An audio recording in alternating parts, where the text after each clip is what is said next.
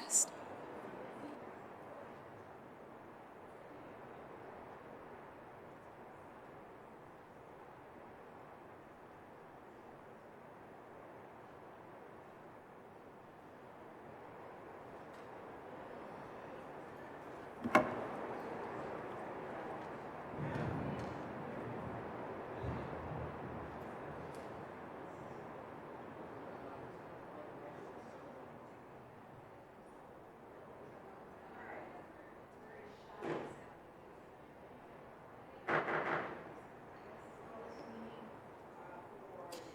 Turn on your mic. Thank you. For the August 12th Planning Commission to order, if we could please have the roll call. Yes. Chairman Noble will be absent today. He's traveling. Commissioner Pryor? Here. Commissioner Rappa? Present. Commissioner Hearn? Here. Commissioner Clyett? Here. Second Vice Chair Wyckoff? Here. And first Vice Chair Belaski. Here. Thank you. Okay. Next item on the agenda is the approval of the minutes from the July 8th meeting. Do we have a motion for approval? I make a motion that we approve the minutes of July 8th. Do I have a second? Second. Is there any discussion? All those, roll call. Who first? Okay, thank you. Commissioner Pryor?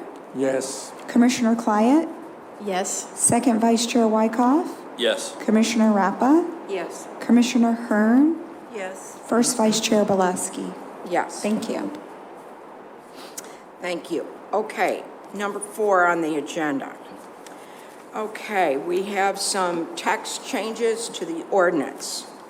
The first one is a text change to amend the City of Madeira Beach Code of Ordinances, Land Development Regulations, Chapter 106, Vegetation, Article 2, Landscaping, Section 106.32. Jenny, am I required to read all these in the meeting? Yes. Okay. Thank you. Okay. Okay. Landscaping, Section 106.32, General Landscaping Requirements, Section 106.34, Residential, Multifamily, or Commercial to reference City of Madeira Beach Landscape Guidelines and impervious area ratios and to specify setbacks and design for drainage purposes. Section 106-41, existing plant material to generalize use. Section 106-42, sea oats, sand dunes to establish dune protection standards. Section 106-66, emergencies to include all disasters. Section 106-69, tree removal. Permit required to exclude no fees. Section 106-70, same application to exclude scale requirements and include replacement trees. Perhaps you could speak to this before we open this up for discussion. Yes. Okay, so I'll do this similar to last time. I'll just go through the sections and give you a general description on what's being proposed or amended. So this is, a lot of y'all will remember this from last month's meeting, and this is just some of the sections that were asked to come back and a few updates to it. So we'll start with section 106-32, the general landscape requirements. So in here we're removing the decorative fence to satisfy the landscape requirements and including the beachfront rear yard of properties, and also prohibiting the plastic under materials such as rock, shell, and pebbles to increase the permeable surfaces. Also in this section, we are suggesting C through E, focuses on the runoff from properties and to improve drainage.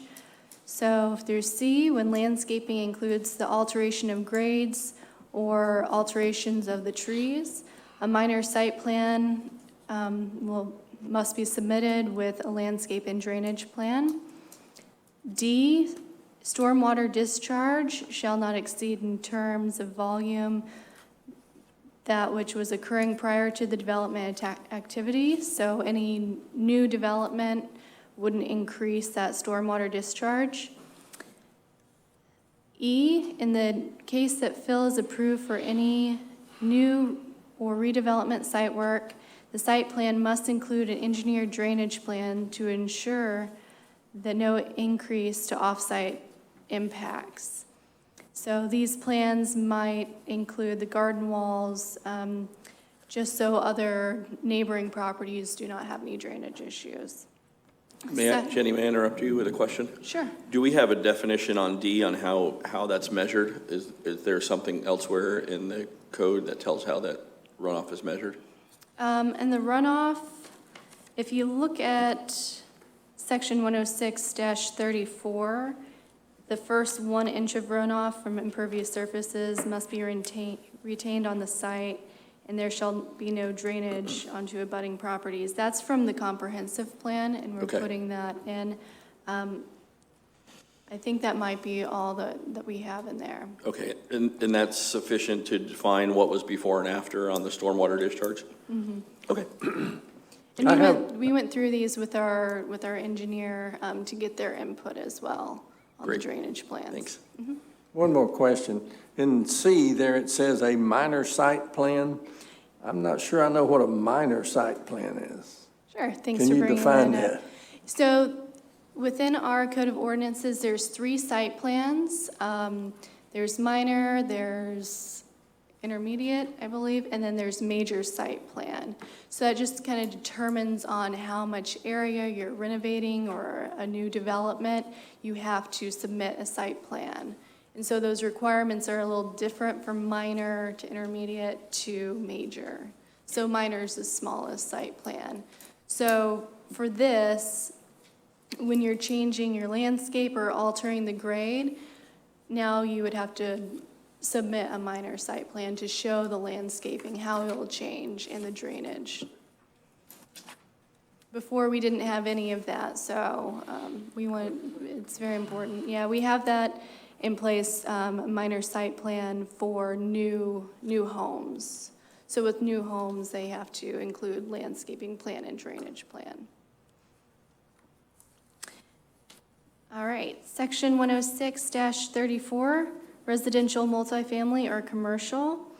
We're striking B, the 70% impervious surface.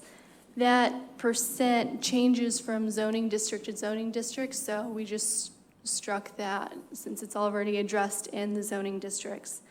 For B, a 2.5-foot setback from all hardscape features, and that's for drainage. Including C, pervious systems must be designed and installed to meet the engineering specifications, but such areas will not qualify for landscaped area requirements. And D, the first 1 inch of runoff must be retained on site, and that's from our comprehensive plan. Section 106-41, existing plant material. We wanted that to be all-inclusive. If you see there, it says for purposes of vehicular use areas. So we just struck that.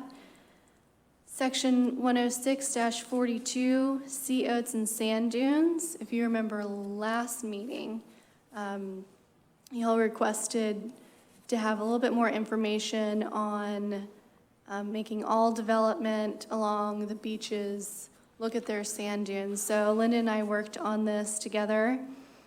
And so any development along the Gulf of Mexico must include a site plan that ensures the dune system is not impacted.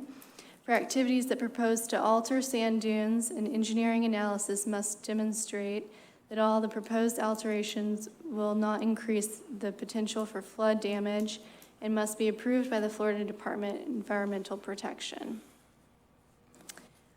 Section 106-66, emergencies. We were striking natural, so natural disasters. So it includes all disasters, including natural disasters and fire. Section 106-69, tree removal. Let's see, we removed the no fee. Currently, there is no fee for tree removal, but we are just striking that. So if we do need to change that in the future, we would be able to. Section 106-70. Let's see. A site plan showing the location of trees and mangroves, the trees proposed to be removed, and trees to be replaced, existing and proposed structures, walks, driveways, and parking areas. And this would be like on the application, so that site plan, they would have to include the trees to be replaced on their site plan. And then we just struck through the scale requirements when it's dealing with mangroves. Madam Chairman, I got a couple of questions on this one. Just one minute, sir.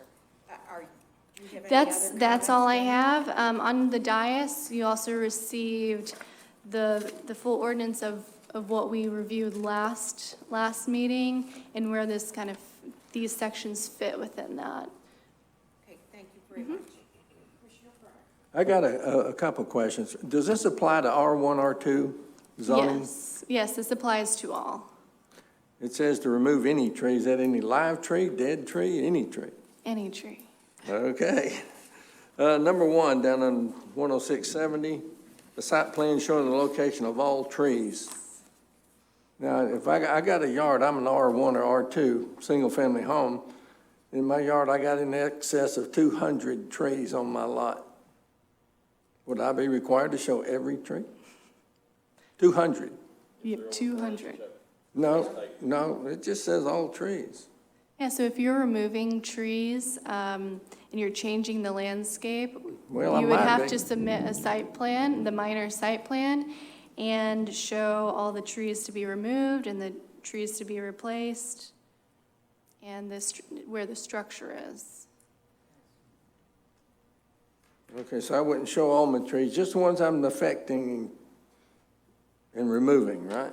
So ones that you're removing and trees to be replaced, and then what you're gonna replace it with. Well, if I've got 200, I wouldn't have to replace it, would I? Yeah, if you're just getting rid of all of them, then. No, just one. Just one? Yeah. I mean, it's strangely worded, but I know not everybody has a jungle like I do, but, you know, I'm an exception to this thing. I got a lot of trees.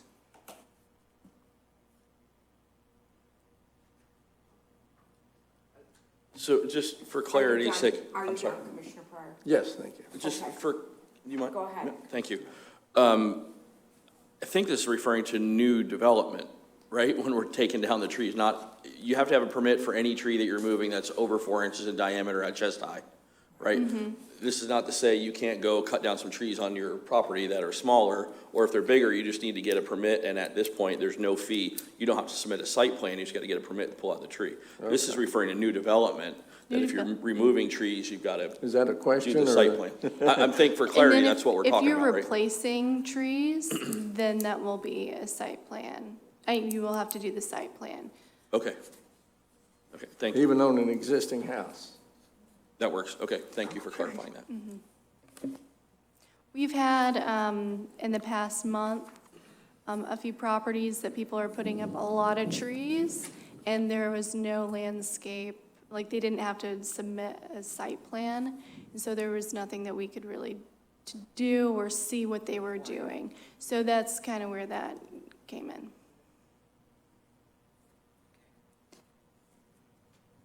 Are there any other people on the board who would like to speak to this issue? Okay, may I have a motion for approval of this change, 2019-12? I move we We're going- approve the changes to TCH 21912 as stated. Is there a second? I second it. Thank you. Any more discussion? Okay, could we have A vote, please. Sure.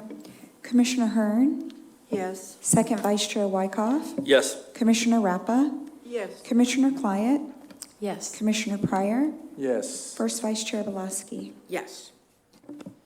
Did we open that item up to public discussion? No, we didn't. Ruh-roh, okay. Let's go back and open it up, and then we can I need do you the both. vote again. Okay. Is there I think anyone so. from the public that would care to speak to this issue? Thank you, Jenny. My humblest apologies, sir. That's okay. My name's Bill Howell. I live at 497 Johns Pass Avenue. I haven't had the opportunity to read all of this. However, have you factored in the law that Florida just passed relative to tree removal? That would supersede anything you did here.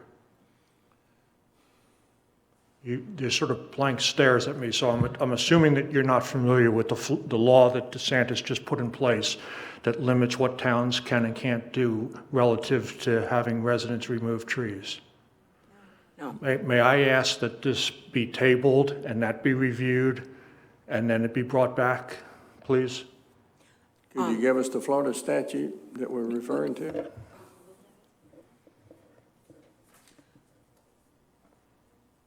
Excuse me, what is your name, sir?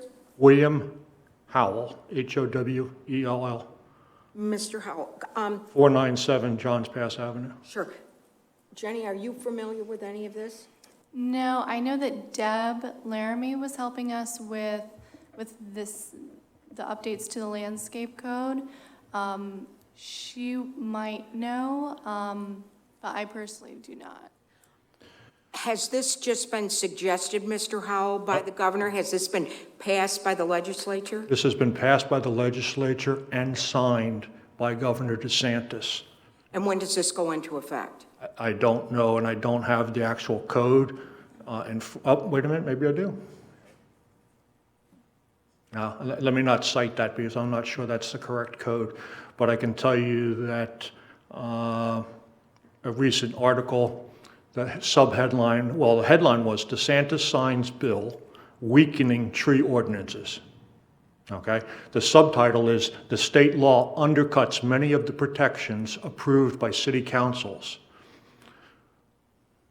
So it would seem appropriate, and the reason why I speak up is I don't have a particular dog in the race on this item, but I do on some other items. And what I'm finding is our city ordinances are constantly in conflict with one another and with state regulations. And what you're approving here tonight, I believe, will once again be in conflict with a state ordinance that was just passed, okay? I was literally out of the country when this was passed, and I knew about it. And I wasn't even interested in the topic. It was simply on the national news that DeSantis signed this bill. So my request to the commissioners here would be to table your discussion and have the planning department a chance to review it. Just a Madam Chair, moment. it's House Bill 1159. Okay. I was going to give Jenny just a chance.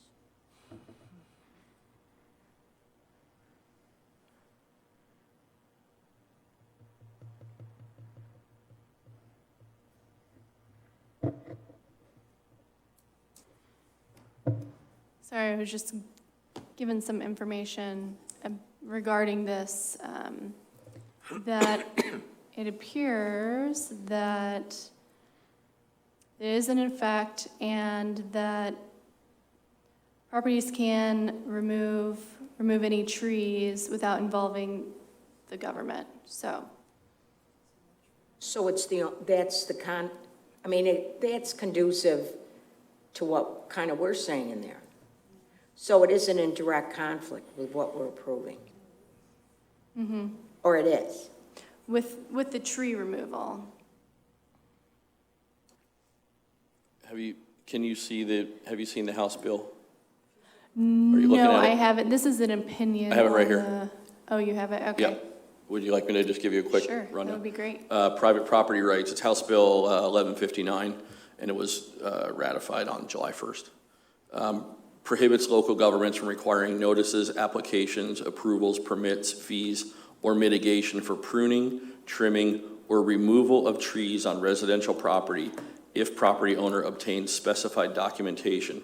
It prohibits local governments from requiring property owners to replant such trees, provides exception for mangrove protection actions, deletes provision that authorizes electric utilities to perform certain right-of-way tree maintenance only if property owner has received local governmental approval, creates a property owner bill of rights, requires county property appraisers to provide specified information on their websites. It's a little bit general, if you ask me. Of course, I'm not a lawyer, but removal of trees on residential property if property owner obtains specified documentation. And I think at issue, I do remember reading some of this not long ago, and I didn't realize it had passed. But there was a big fight in Miami about this where they were requiring all kinds of stuff, and it cost the guy $3,000 just to have one tree cut down in red tape stuff. And that's where the fight sort of came in. And they're still arguing this because they're saying if the tree is a danger to somebody, then you don't need the permits. Permit to remove. But then what defines it as a danger? So I think there's a little bit of gray area still built into this. So I mean, it's up to the pleasure of the chairperson to decide if you want to pull it and table it, but until we seek some clarity. But it's a good point. Thank you, sir. I would look to you as to what you think is the right direction for us to proceed within the city. If we approve this tonight, amend it after study. I mean, these requirements, I mean, when I had discussion, we need to enact requirements, and we need to proceed. But do you think this is something we should continue to approve and then amend? We could do that. How about we And do that? Linda and I could do some more research on that. Right. Because I'd like to proceed forward, get- because we've got a quorum and we can do that. And then we thank you, Mr. Howell, for bringing this to our attention, and we'll have Linda or any legal look at that if we have violated anything relating to state law. With your permission, I'd like to make a follow-up comment. The ordinances in Madeira Beach, as acknowledged by the individuals in the planning department, are exceedingly poorly worded. They are in conflict with one another. They are difficult to read. They end up, as Commissioner Wyckoff said, costing homeowners money and attorney fees to clarify and work through. This is an opportunity for you, as the Planning Commission, to send this back to the Planning Department and get it worded correctly. It would be, I don't see the urgency and the haste that this has to be approved tonight versus doing it right. Thank you. Okay, as chairman, I'd like to make a comment. I know that the Planning Commission looked at this. I was not at the July meeting. I did have discussions with with Jenny today in regard to this.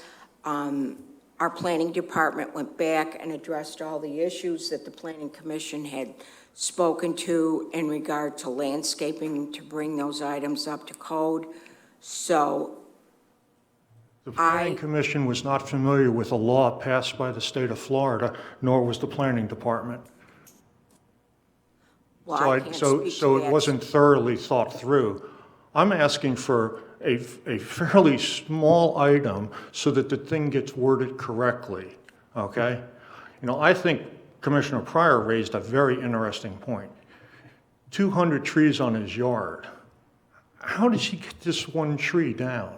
If I was him, I would probably go find an arborist who would simply say, this is a dangerous tree. And then, you're creating ordinances that people violate constantly. And so the only reason why I'm speaking to this ordinance is it's time, as Linda Portal said to me, it's time to clean up these ordinances. Unless there's an obvious reason that we have to rush this ordinance into place tonight to stop somebody from doing something tomorrow, I beg you, let's do it right. That's all I'm asking.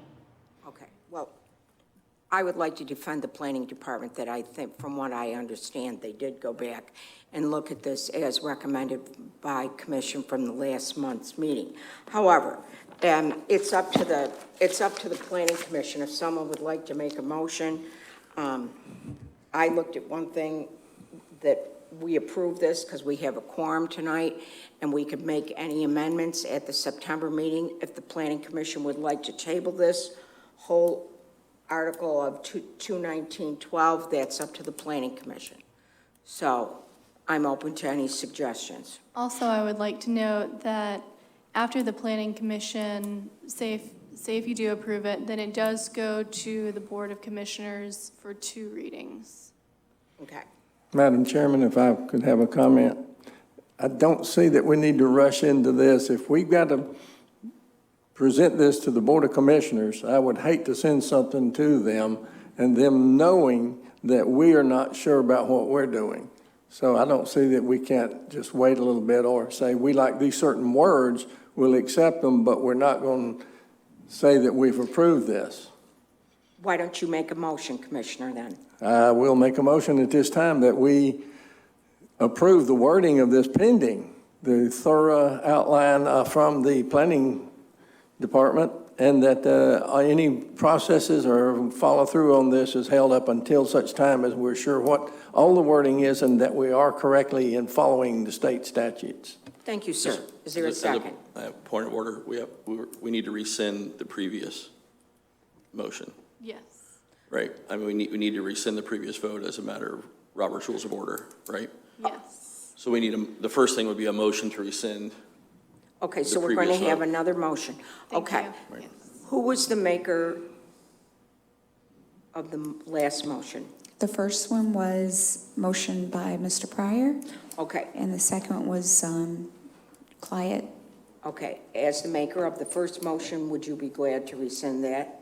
Yes, as the maker of the first motion, I would make a motion, we rescind the previous voting and tabulations on this item. Perfect. And the second, I second it. and would you be approved to rescinding that first motion? I would like to rescind the first Yes. motion. Okay, Now we need a vote to now, rescind, right? let's vote on it. To rescind the first one. Okay. Commissioner Hearn, Yes. second Vice Chair Wyckoff, Yes. Commissioner Rappa, Yes. Commissioner Clyett, Yes. Commissioner Pryor, Yes. First Vice Chair Belaski. Yes. Thank you. Okay, now, let's make a new motion. Commissioner Pryor. I make a motion that the wording, et cetera, of what we have in this item here, the 2019-13, is accepted pending the review and follow-up from the Florida statutes to make sure that the wording is correct and that we don't follow through to the Board of Commissioners until such time as we are all in accordance with these changes. Thank you. Is there a second to that motion? I'll second. Thank you. Any discussion? Just as a correction, it's 2019-12.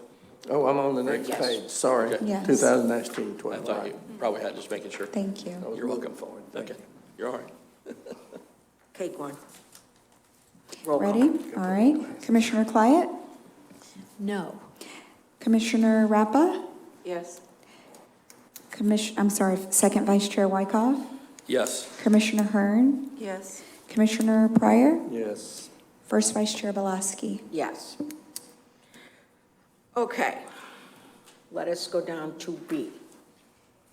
And Jenny provided us information on B. 21913, proposed text change to amend the City of Madeira Beach Code of Ordinances Land Development Regulations, Article 7, off-street parking and loading. Section 110-953, maintenance to include pervious concrete. Section 110-974, compact car requirements and stall layout to include valet and tandem parking. I'd like you to speak to that if you could, Thank please, you. Jenny. Thank you, Robin. So this will look very familiar. We saw this last month as well.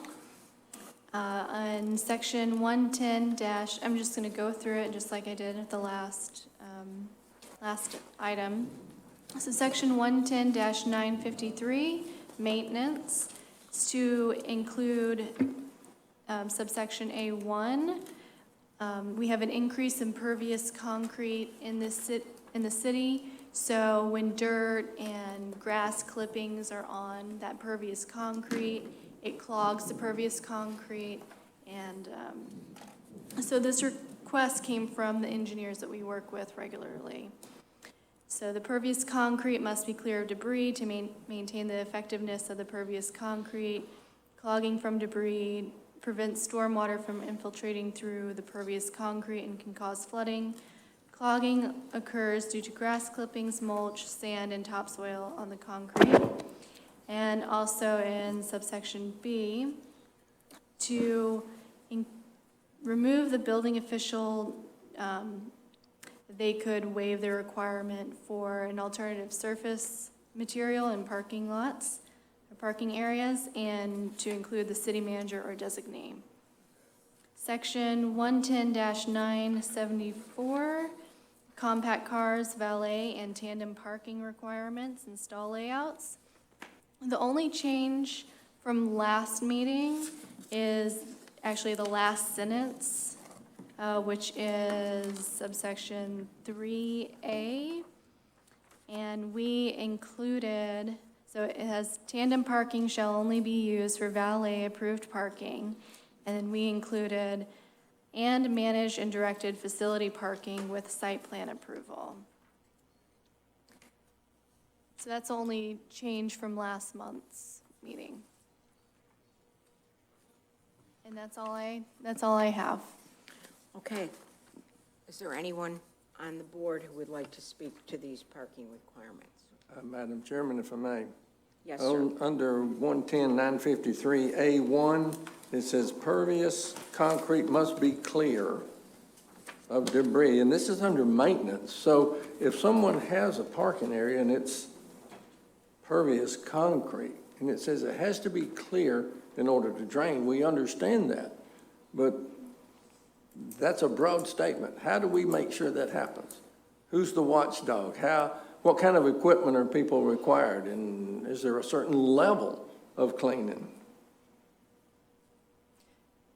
Just so it's able to be pervious, like I said, this language came from our engineers that we work with, that we closely work with. There's a lot of public pervious concrete, just so it doesn't get clogged and it's able to be pervious. I So- think actually some people are dumping in some of the areas too. There are clippings and things. Yeah, and that's not what this is really referring to. This came up due to we had some development, some new homes, and a lot of the dirt was put on some pervious concrete. And since there was a lot of dirt on that pervious concrete, it wasn't able to drain, yes. So it was causing some flooding. It's just not clear the level that's required. I don't know if we can get there, but when I read it, it says must be clear of debris. Is that by inspection or is that by some method? Are we just looking at it or are we performing a test to see if it perks? No tests, just making sure that It it drains. is clear. And couldn't, if I may, sir, you could use, I mean, if it's just light debris, you could use a blower, you Yeah. could use different apparatus to clear it. And I think, understand. I hate to, I think we're being too picky if, Well, it was just, if it's an unclear thing, if there's a way to measure it, which there's not. See, I have pavers, little pavers around my sidewalk areas, and, yeah, they did well at first, and then all the junk got in between the pavers, and now, Ruh-roh. and now they don't do it. I brush it with a broom and this and that, but right now, it won't perk at all between the blocks and my pavers on my sidewalks, because it's full of trash. I'd have to get out and dig and replace it, and the sand beneath it, and redo it probably every 2 years. oh dear. And those same sidewalks are part of this percentage of the area that you have to have for drainage in a development or a home or whatever, especially something like a parking area. It's not a real nasty question I'm asking, it's just boy, this is hard to define. And I'd hate to tell somebody, well, you're not keeping it clean. Well, the word effectiveness is stated in the sentence, so the concrete will be Yeah. effective. And that's what the sole purpose is of the pervious. Does anyone else have a question? Okay, since there's no more discussion of the board, I open this up to the public. Would anyone like to speak to 21913? Okay. Since public discussion is closed, may I have a motion to approve 21913? I make a motion to approve it. Thank you. Is there a second? Second. I second it. Oh, somebody can second. Thank you. Clyett. Okay, Let's have a roll call vote. yes, ma'am. Commissioner Clyett? Yes. Commissioner Rappa? Yes. Commissioner Hearn? Yes. Commissioner Pryor?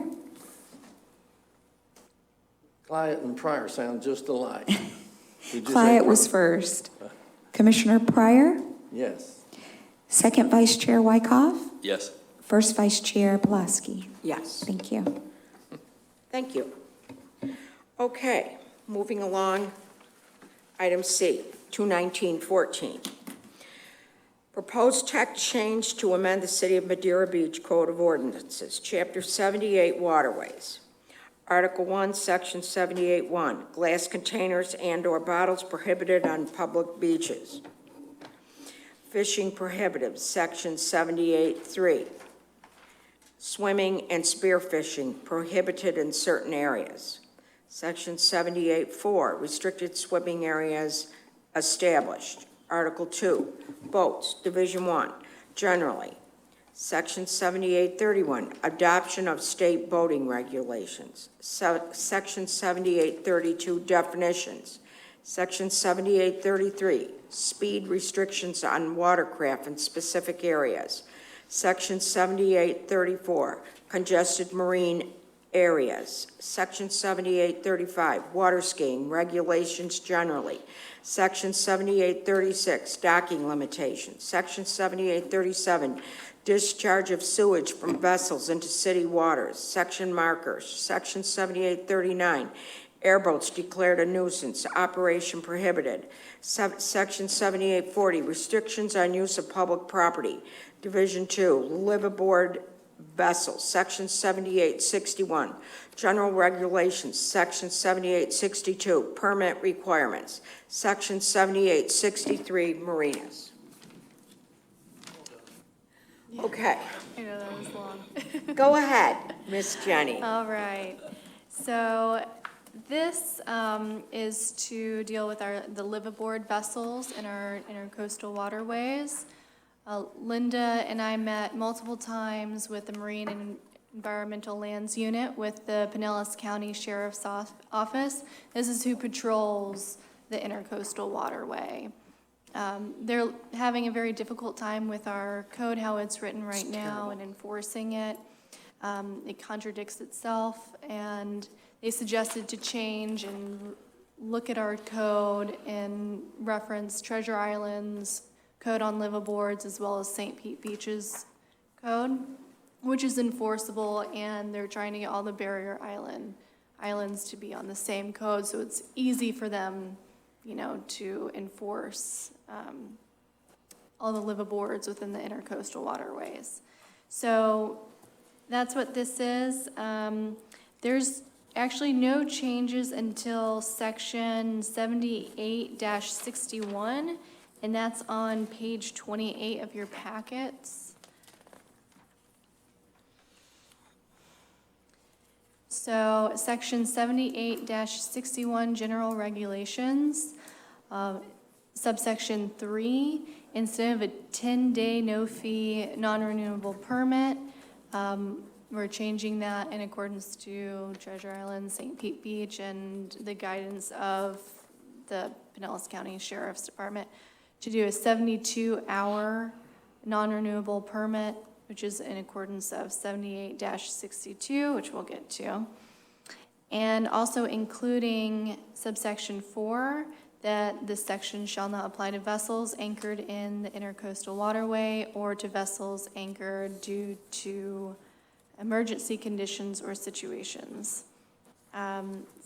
Section 78-62, permit requirements. We struck what our code is currently and included Treasure Island and St. Pete Beaches information. So if you have a boat out there for 8 hours, you will have to get, or anything over 8 hours, if you're anchored and moored, you would have to get a permit through the marina, and that permit cannot be over 72 hours. They wouldn't be able, liveaboards wouldn't be able to be in the intercoastal areas more than 72 hours. And only one such permit may be issued to any boat, watercraft, or vessel, or to any person within any 30 days. Also, if you look at section 78-62, subsection C,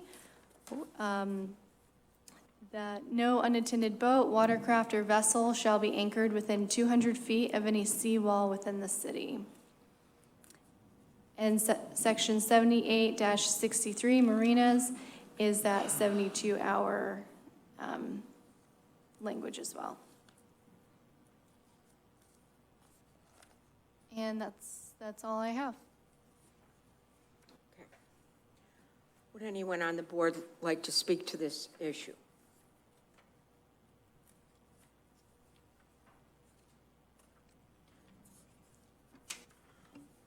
So I'm trying to find some clarity for myself because I must have missed something.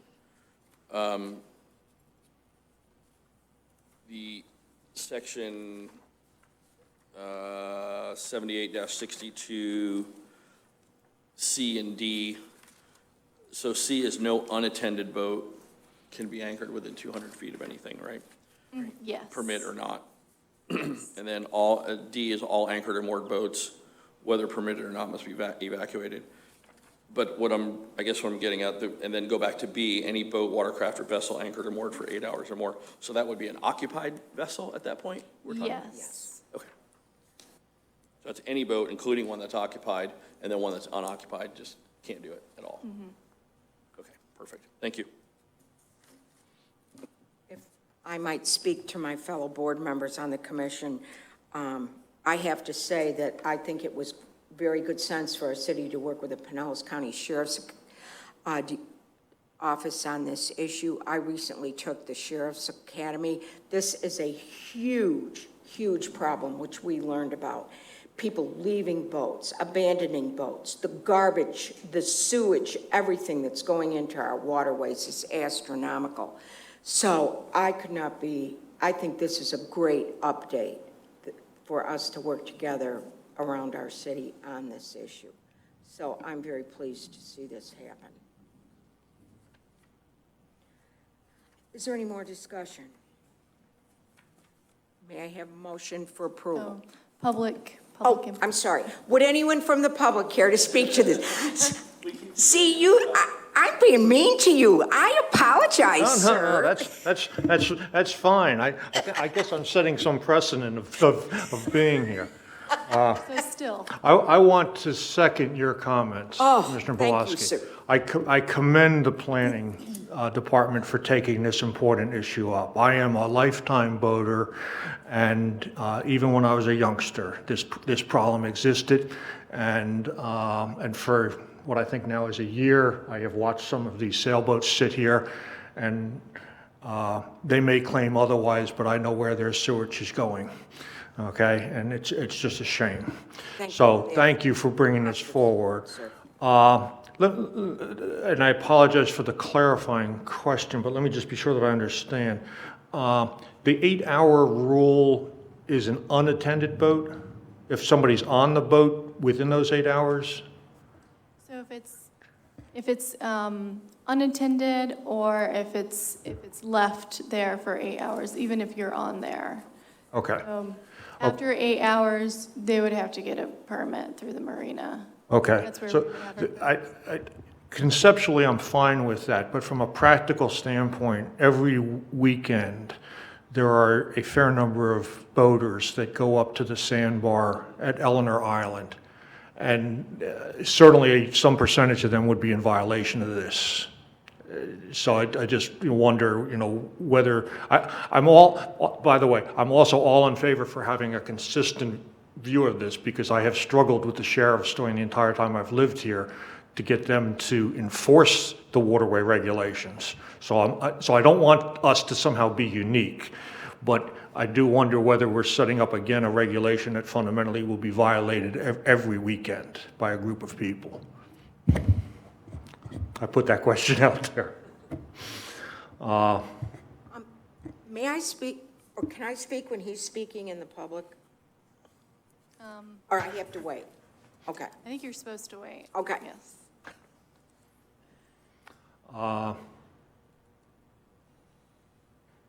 Yeah, I think that's my only other comment is somehow we have got to enforce these regulations on these boaters. And you have very strong, if you're not familiar with this, you have very strong lobbyists working in Tallahassee and in Washington to stop cities from doing this.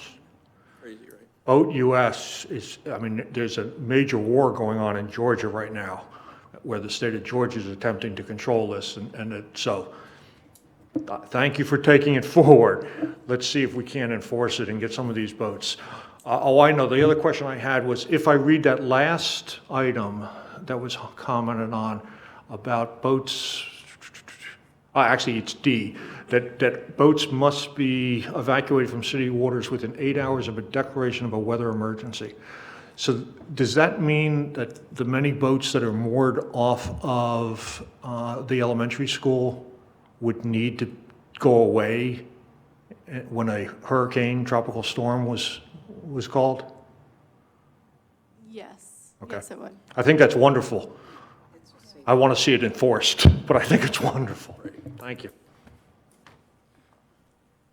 And we've spoken to the Pinellas County Sheriff's Department multiple times, and they're just kind of waiting for us to get this language in place. They've seen a lot of the liveaboards go away from Treasure Island and St. Pete Beach when they updated their ordinance to this exact language, so.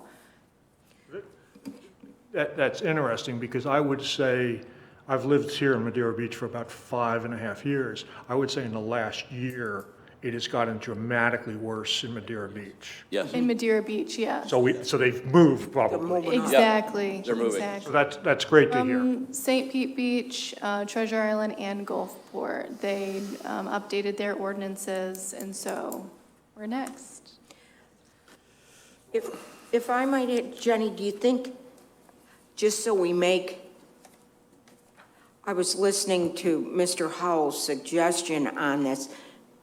Do most cities have 8 hour, or is it something we could maybe, they do? Yes, I was they thinking do. even giving them 10, so they're not breaking the law. You think we should stick to 8? The Pinellas County Sheriff's Department suggested we do the same Okay. amount, just so it's easier for them to go from jurisdiction I got to it. jurisdiction. Thank you, okay. Okay, do we have any more discussion? Okay, may I have a motion for approval of 21914 as presented? I will make that motion to approve 2019-14. And is there a second? I'll second. Thank you. May we have a roll call? Yes. Second Vice Chair Wyckoff, Yes. Commissioner Clyett, Yes. Commissioner Pryor, Yes. Commissioner Rappa, Yes. Commissioner Hearn, Yes. and First Vice Chair Belaski. Yes. Thank you. Thank you, Gwen. Okay, if we can go on to item 5, old business. Now, excuse me. In discussing this today with Jenny, these are great. these are wonderful to work with the sheriff's department. But what is very bothersome to me is I think many people who are in marinas are not adhering to regulations. And I can speak with fact and truth on that issue, as I live on 131st Avenue and I butt up to a marina. People do not do pump outs. There are tons of people living in the boats. Many people are fine. But there are also people who are not so fine living in those boats. And it seems to me that they're escaping regulations which would benefit all of us in Madeira Beach. So I would like to make a motion to have us pursue C4 marina destinations and look at those requirements very stringently. And if the planning department could look at the present ones, perhaps bring to us, boy, my motion's getting too long. I'll cut it.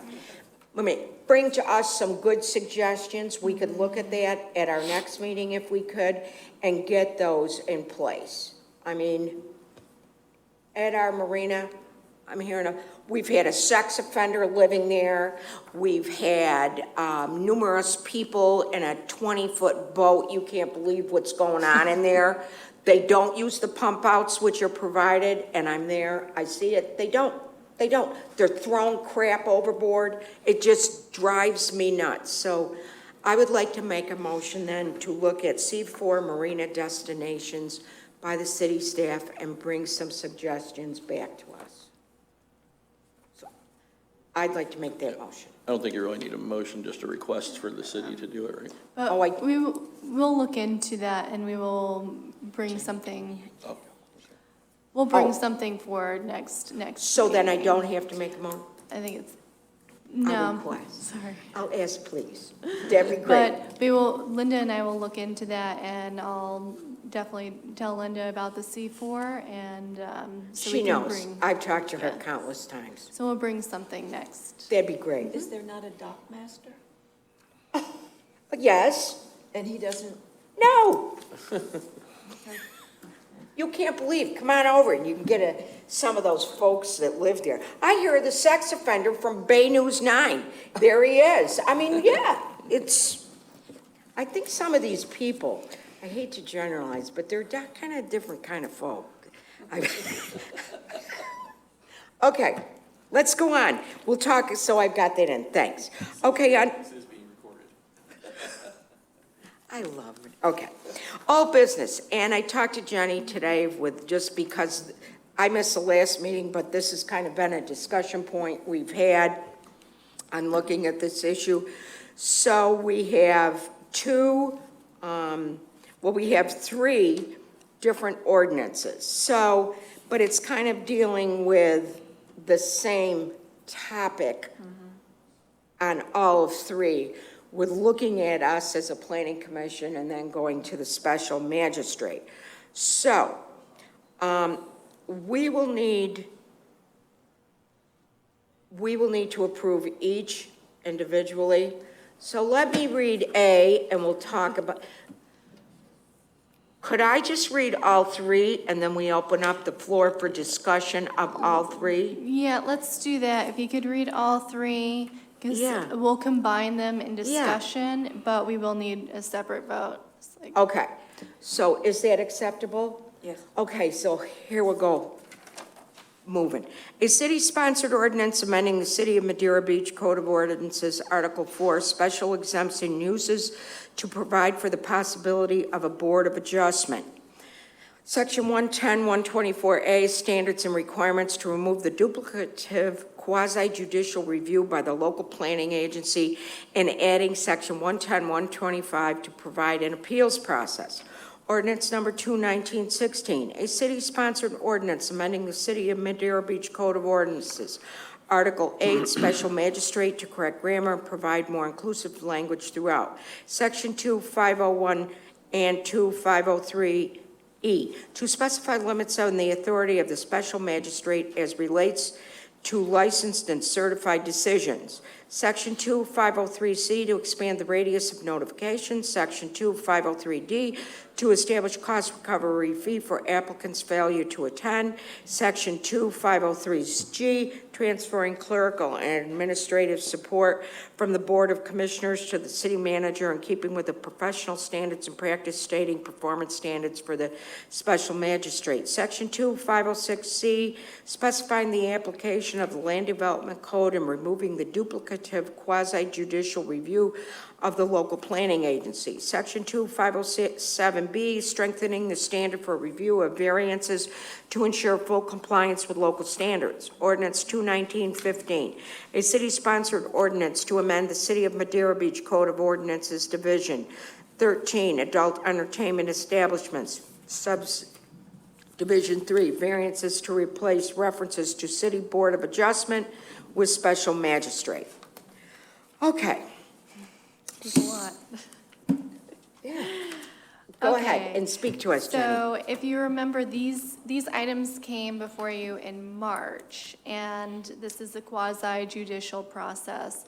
The BOC requested us to bring these items back to the Planning Commission just to get your final word on if you want it to be quasi-judicial or if you just want the special exceptions to just go to the special magistrate. So if the quasi-judicial process is removed, then the special exceptions would go straight to the special magistrate. Currently, it is quasi-judicial, and the special exceptions come before the Planning Commission.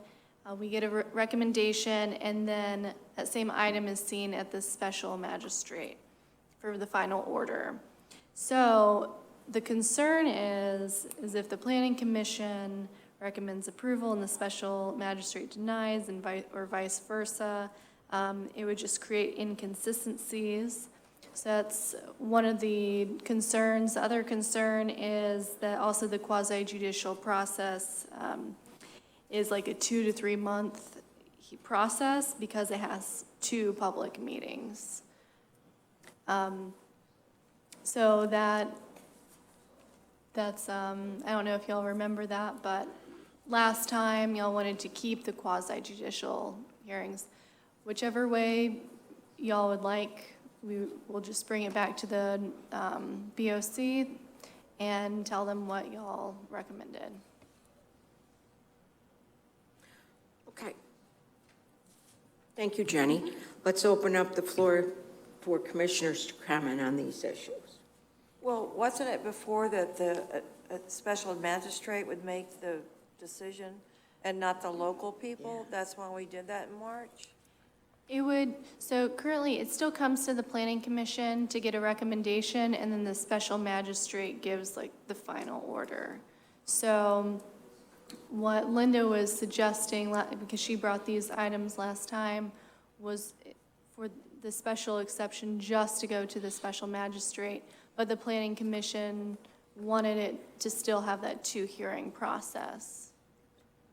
But I'm saying it's the same issue that no local person would be involved. Correct. Okay. Because the special magistrate is usually outside of the community, which is what the concern was last time. We just wanted to, the BOC wanted us to bring this back to the Planning Commission just to get a final yay or nay. So if you still feel the same, that's fine, and we'll let the Board of Commissioners know that. Yeah, I think we need to have the discussion in the community, for sure, with locals. I'm sorry, we can't hear. I said, I think we should have the discussion in the community with the locals or someone outside to make the decision. It's the same thing we decided in March. I see the point that we're trying to get to is to eliminate the red tape, which, Yes. as Mr. Howell alluded to earlier, I mean, if I had my druthers, it would just come before us and not go to the special magistrate at all, because I would rather see a citizen of the city going for a special exception where they're listed what can be a special exception or not. Basically, all the magistrate's going to do is put restrictions on that, is the way I'm reading this, really.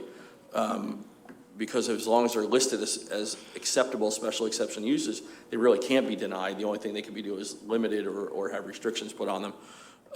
But I guess that's not one of the options, right, is to not have the special magistrate. Because going back to the days of Board of Adjustment, that was the answer, was the Board of Adjustment. You came before a board like this of citizens who had a vested interest in the community, and they're the ones that made the decision because they've got skin in the game.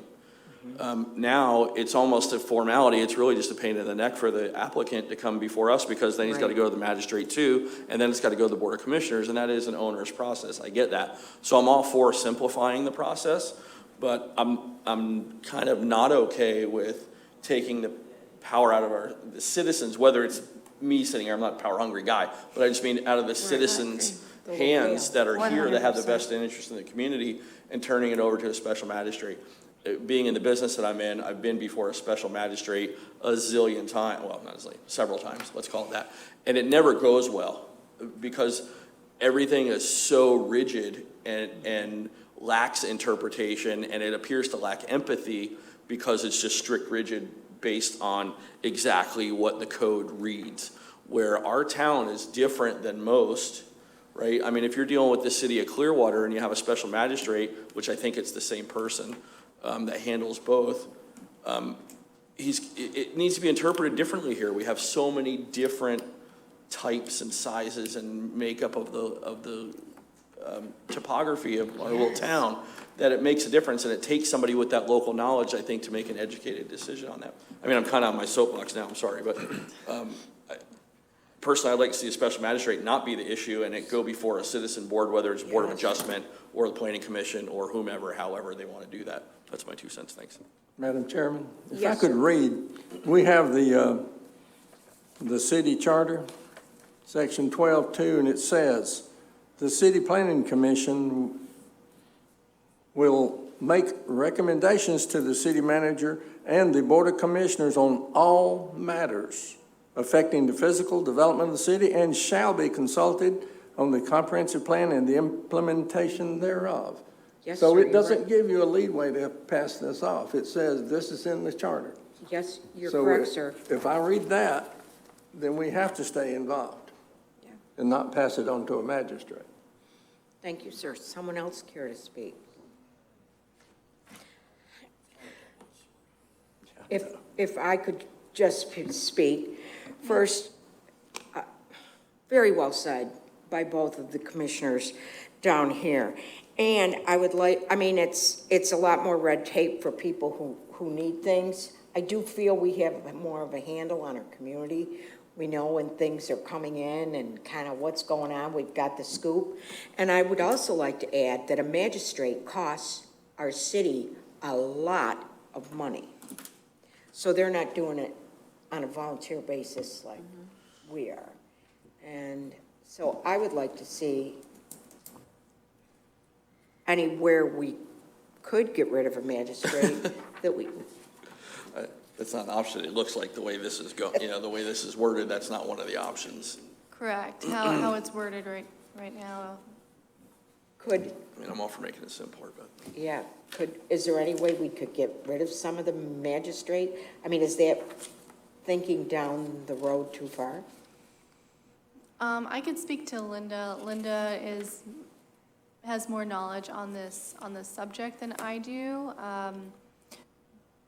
But at the moment, it would either be Planning Commission, Special Magistrate, or just Special Magistrate. Okay. So it's something that I could talk to her about, though, but I'm not sure. Would have to talk to her, to Linda. Okay. What is the will of the commission on this topic? May I ask Jenny one more question? Sorry. Yes. Do we have anything pending that this would affect? No, there's nothing pending. So if we were to perhaps request to table this till next meeting? Any public comment? The city charter, sir, which you pointed out, Yeah. Mr. Pryor. Yeah. I mean, For more input if we were to from- table this for more input and clarity as it compares to the city charter, to get a legal interpretation on whether the city charter then overrules what is being proposed here and recommended by staff. It says that staff recommends that this be changed to be just a magistrate, and it sounds like it may be in conflict with the charter. So it seems like we might need to get a little bit more input on that before we make our recommendation, even though it's just I a agree. recommendation. But I think it would be solid for us to go in with our eyes wide open so that we know, again, back to Mr. Howell's, conflicts within the code Yeah, and the charter. We let's do it don't want right. to change an ordinance to be in conflict Yeah. with the charter. Good point. Wasn't there something on the election about this, that the citizens passed, that the people, local people, not the magistrate?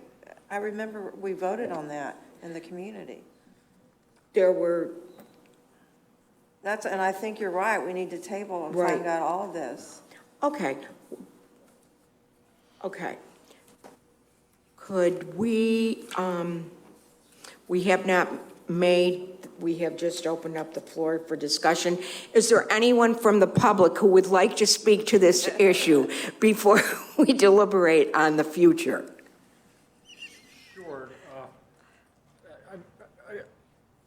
Commissioner Wyckoff has had much more experience than I. I've only had one experience with the special magistrate.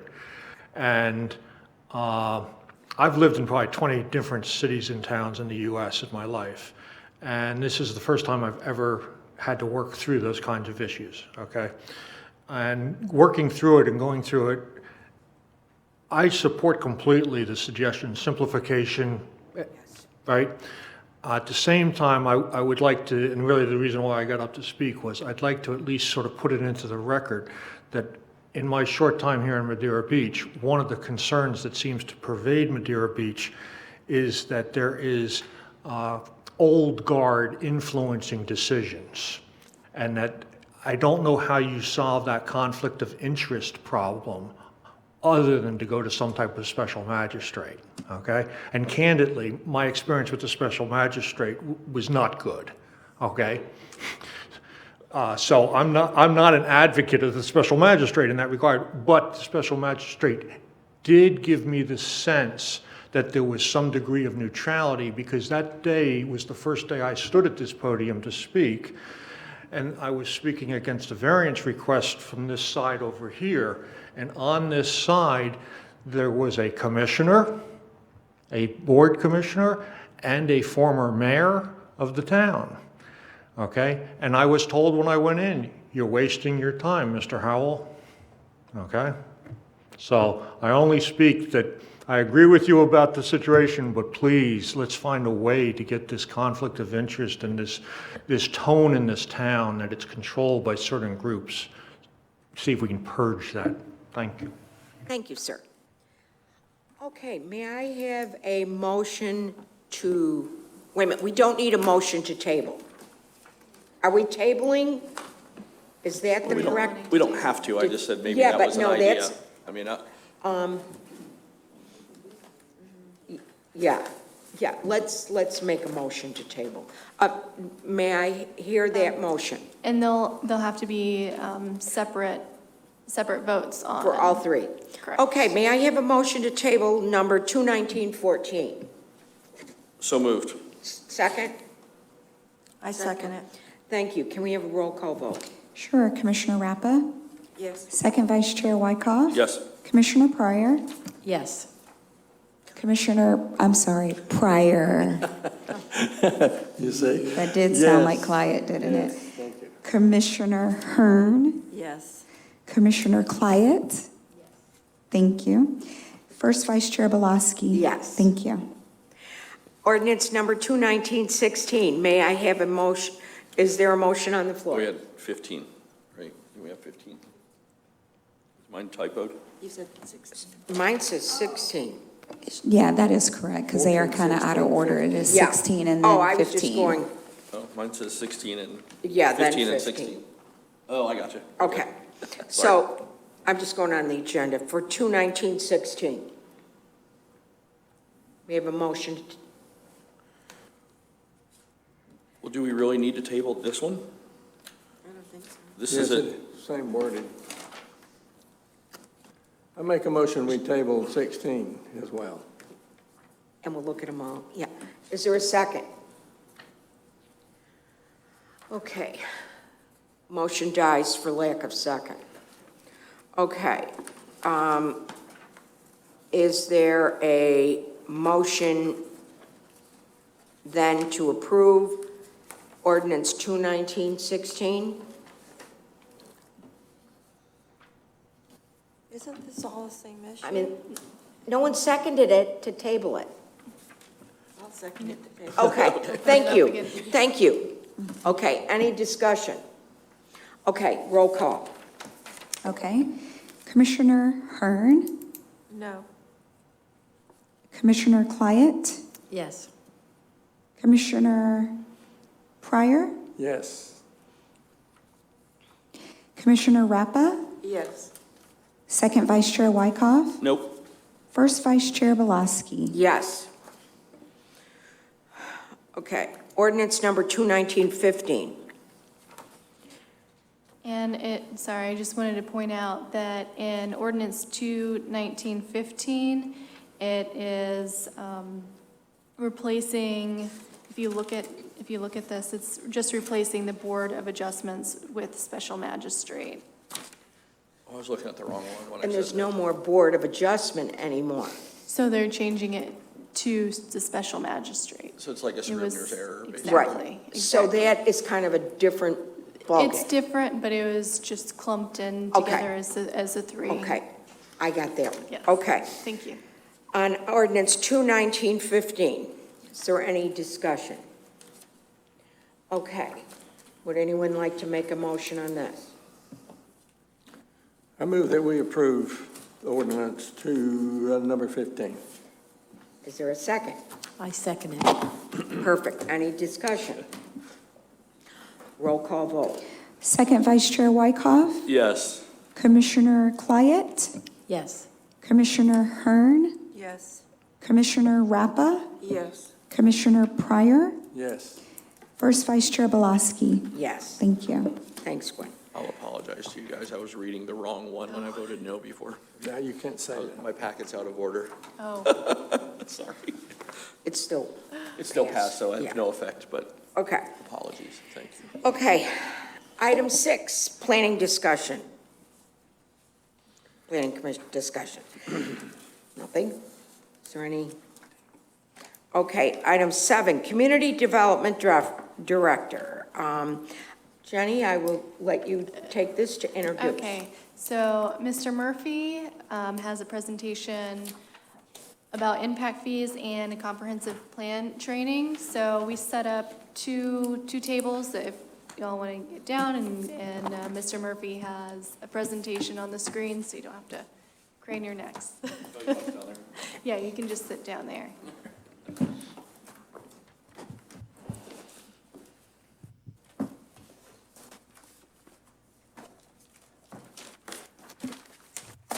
Good evening, Commissioners. For the record, Jerry Murphy.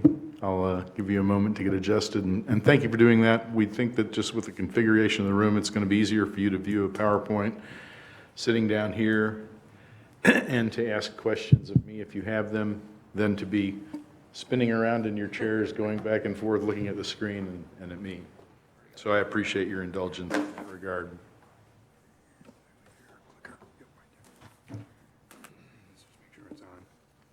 Yeah, I checked it already. Good. Yeah, I'll bring the lights down so you guys can really see the screen. Is that okay, Chair? Should I leave the lights on? There's one light that seems to be It's the one right above it.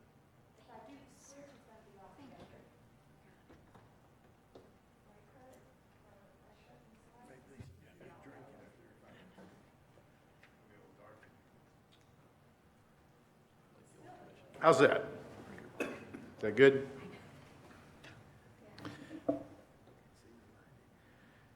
So we're getting ready to embark, it looks like, on an impact fee regulation exercise. And you had an earlier discussion about a little bit touching on quasi-judicial versus legislative. So impact fees are entirely a legislative exercise, which means that you can talk to members of the public, you can be lobbied, there's no ex parte communications, those things are all allowed. We're going to focus on two of the items in your strategic plan that have been identified as priorities, one of which is impact fees, getting some, and the other is transparency.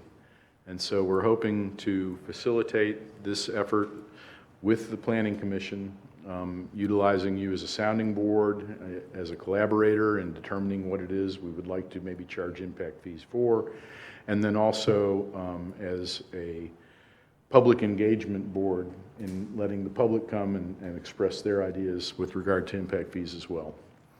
So I'm going to review legislative standards as they exist in Florida with regard to comprehensive plans and land development regulations.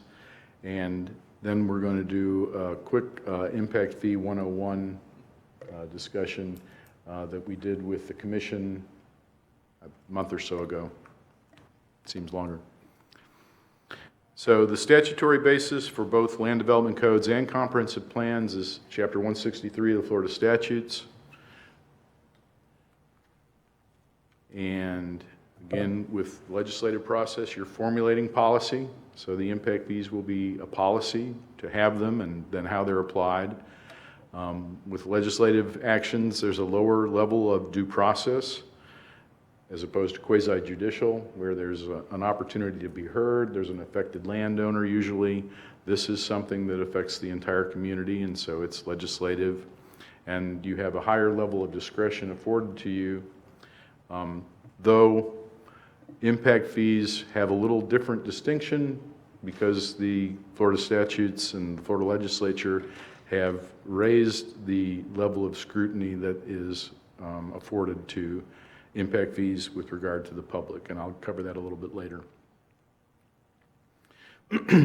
So legislative decisions are amendments to the local comprehensive plan, even just a small scale amendment, as opposed to a zoning change, which is quasi-judicial. And the case law basically says that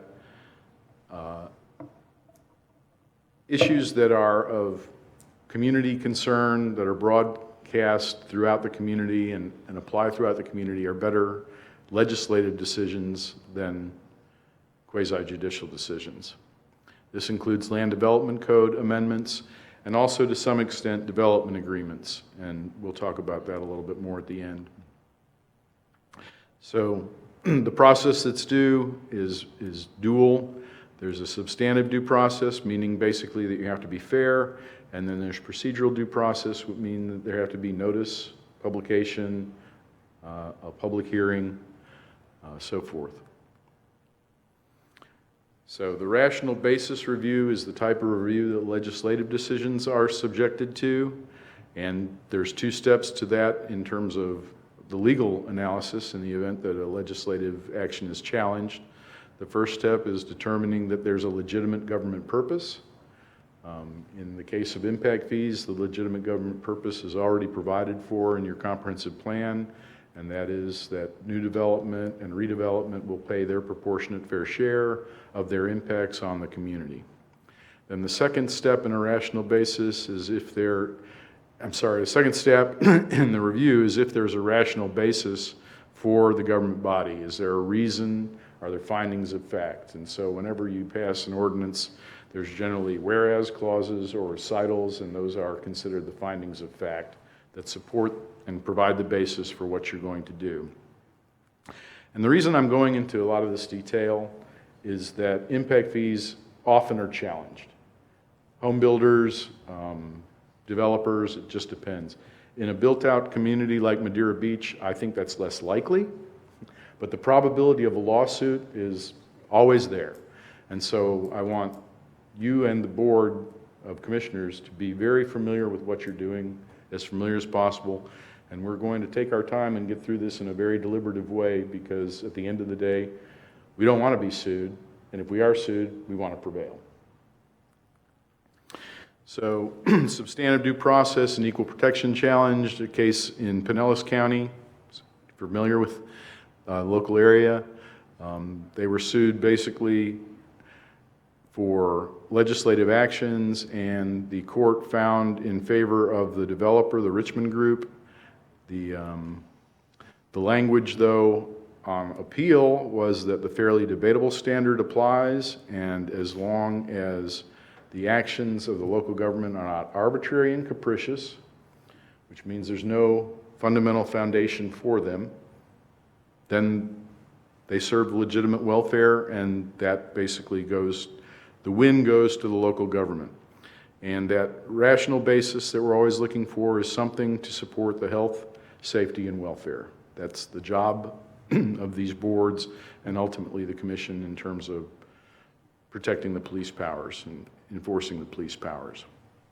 An interesting note that has been an issue in Florida for many years, and now in 2017, at least the Fifth Circuit has decided that resident concerns are a legitimate reason for approving or denying a decision. They can inform that rational basis. Even if those residents are not subject matter experts, the fact that they are residents, they have a certain credence in what they're saying about their community. So that's a good move for local governments. We don't get a lot of them. And so comprehensive plans, principles, guidelines, standards, this is language from the statutes, and I've supplied the underlining. They reflect the community commitments, they guide future decisions, and contain programs and activities to make sure that the comprehensive plans are implemented. So you don't want to have a plan and just put it on the shelf.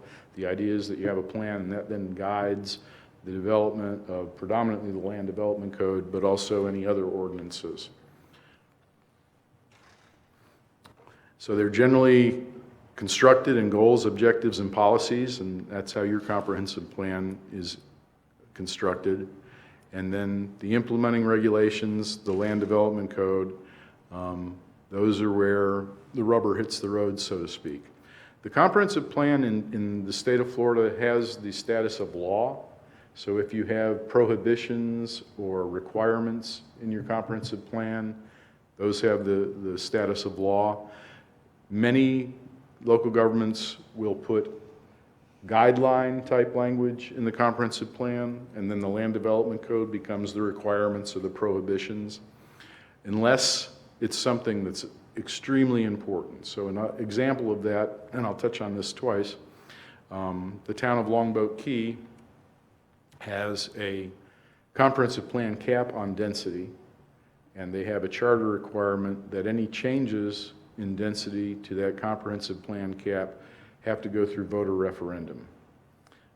The legislature, as they're wont to do, have stepped in that regard to modify that to some extent, and I'll touch on that later. But the general idea is you don't have to have regulatory language in your comprehensive plan unless you really, really want it there, because a comprehensive plan is generally a little harder to amend, a little more process involved, a little more sacred to the community than the land development regulations. And so there's a lot more flexibility if your prohibitions or requirements are in the Land Development Code.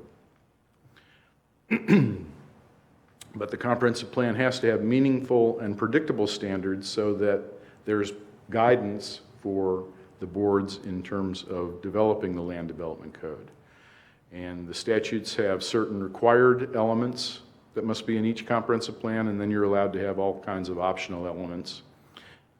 And then the comprehensive plan has to identify the procedures for monitoring, evaluating, and appraising the implementation of the plan. So every 7 years in Florida, at least, you're required to do an evaluation and a review of your comprehensive plan, an appraisal, and sort of see how it's going and what needs to be done or what might need to be changed, given the fact of changing technology or changing community views, whatever. The idea is the plan's not static, it's a living document. Larger communities often are amending their plan every year. The legislature likes to stir the soup every year, it seems. The tree ordinance that was mentioned earlier is one, and they talked about impact fees this year. So it's a good idea to kind of keep that up, but the requirement is that once every 7 years, you have to conform the plan to all of those legislative changes if there have been any. There weren't a lot from 2011 until just recently. I think 2015 with the peril of flood legislation was the first real big step that the legislature has taken in terms of telling local governments what they have to do, and then this past year they did a few more things.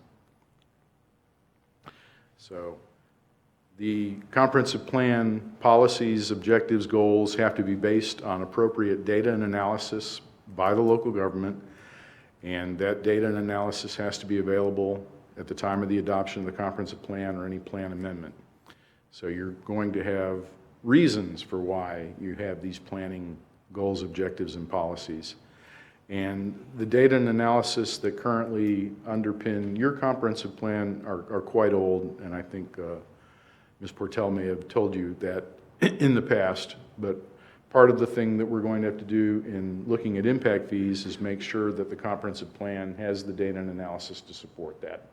That in itself is going to be something of an effort, and it's again part of the reason that we want to engage the community, because we're looking at infrastructure capacity, municipal services capacity.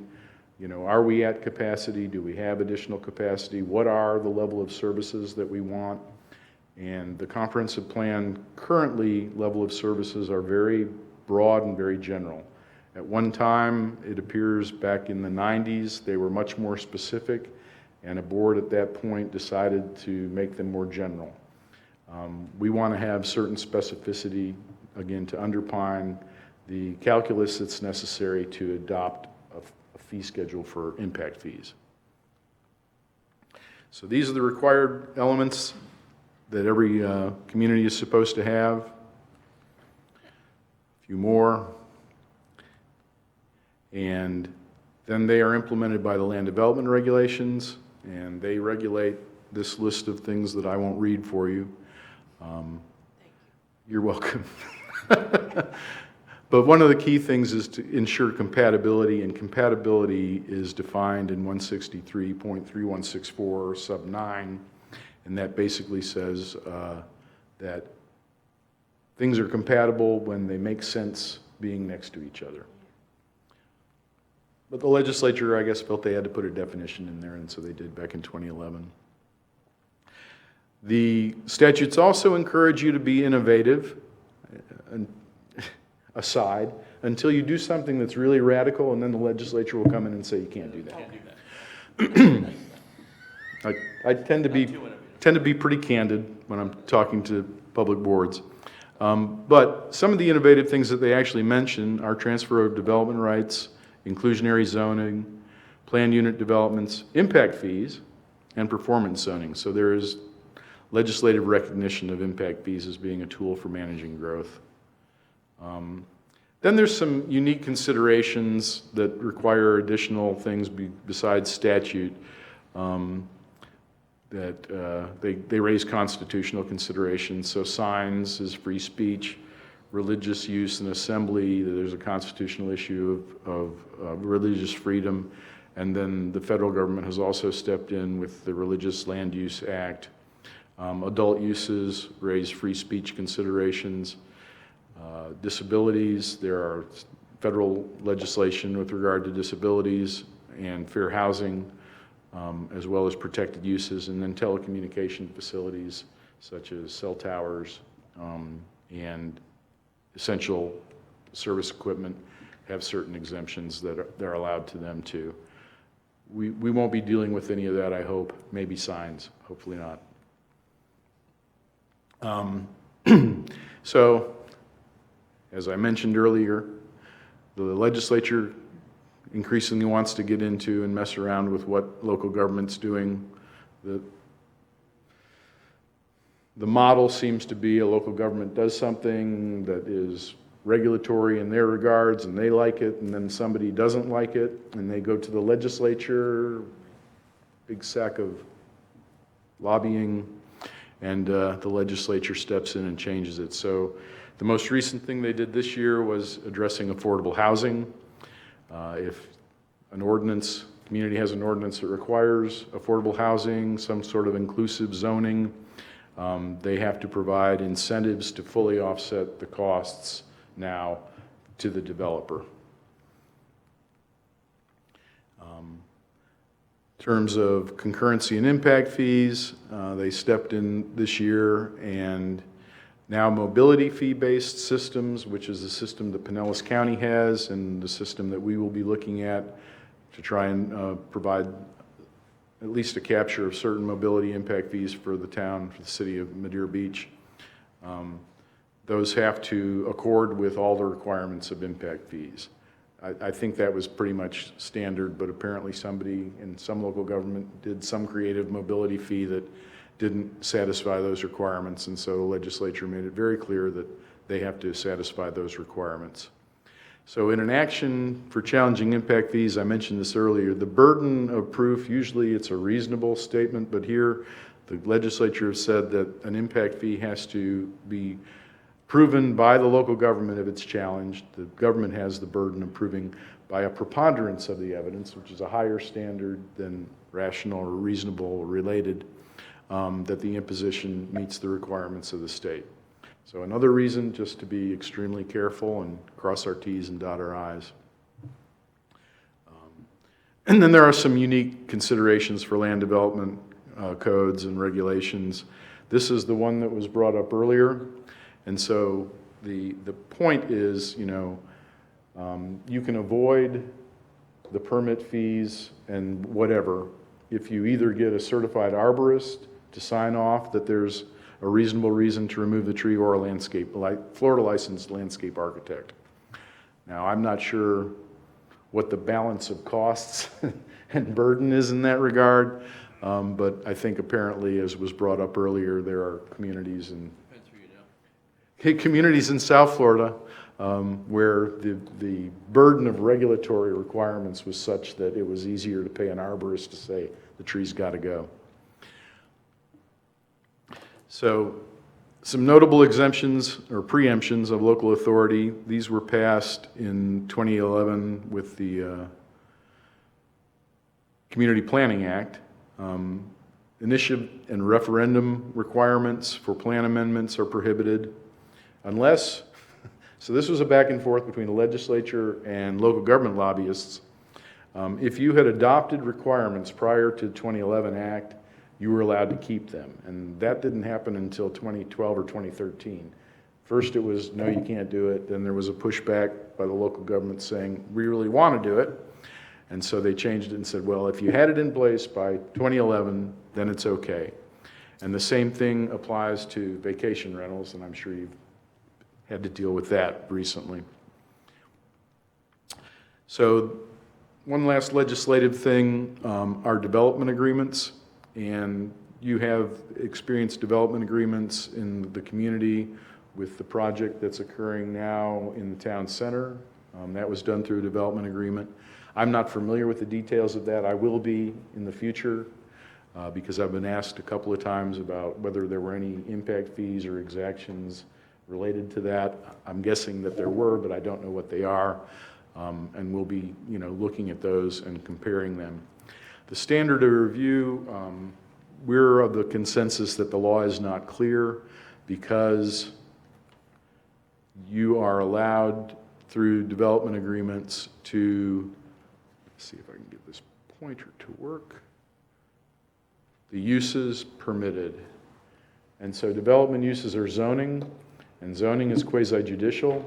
So if you have a zoning provision in a development agreement, our recommendation is that you exercise all of the standards of due process and substantive due process for a quasi-judicial hearing.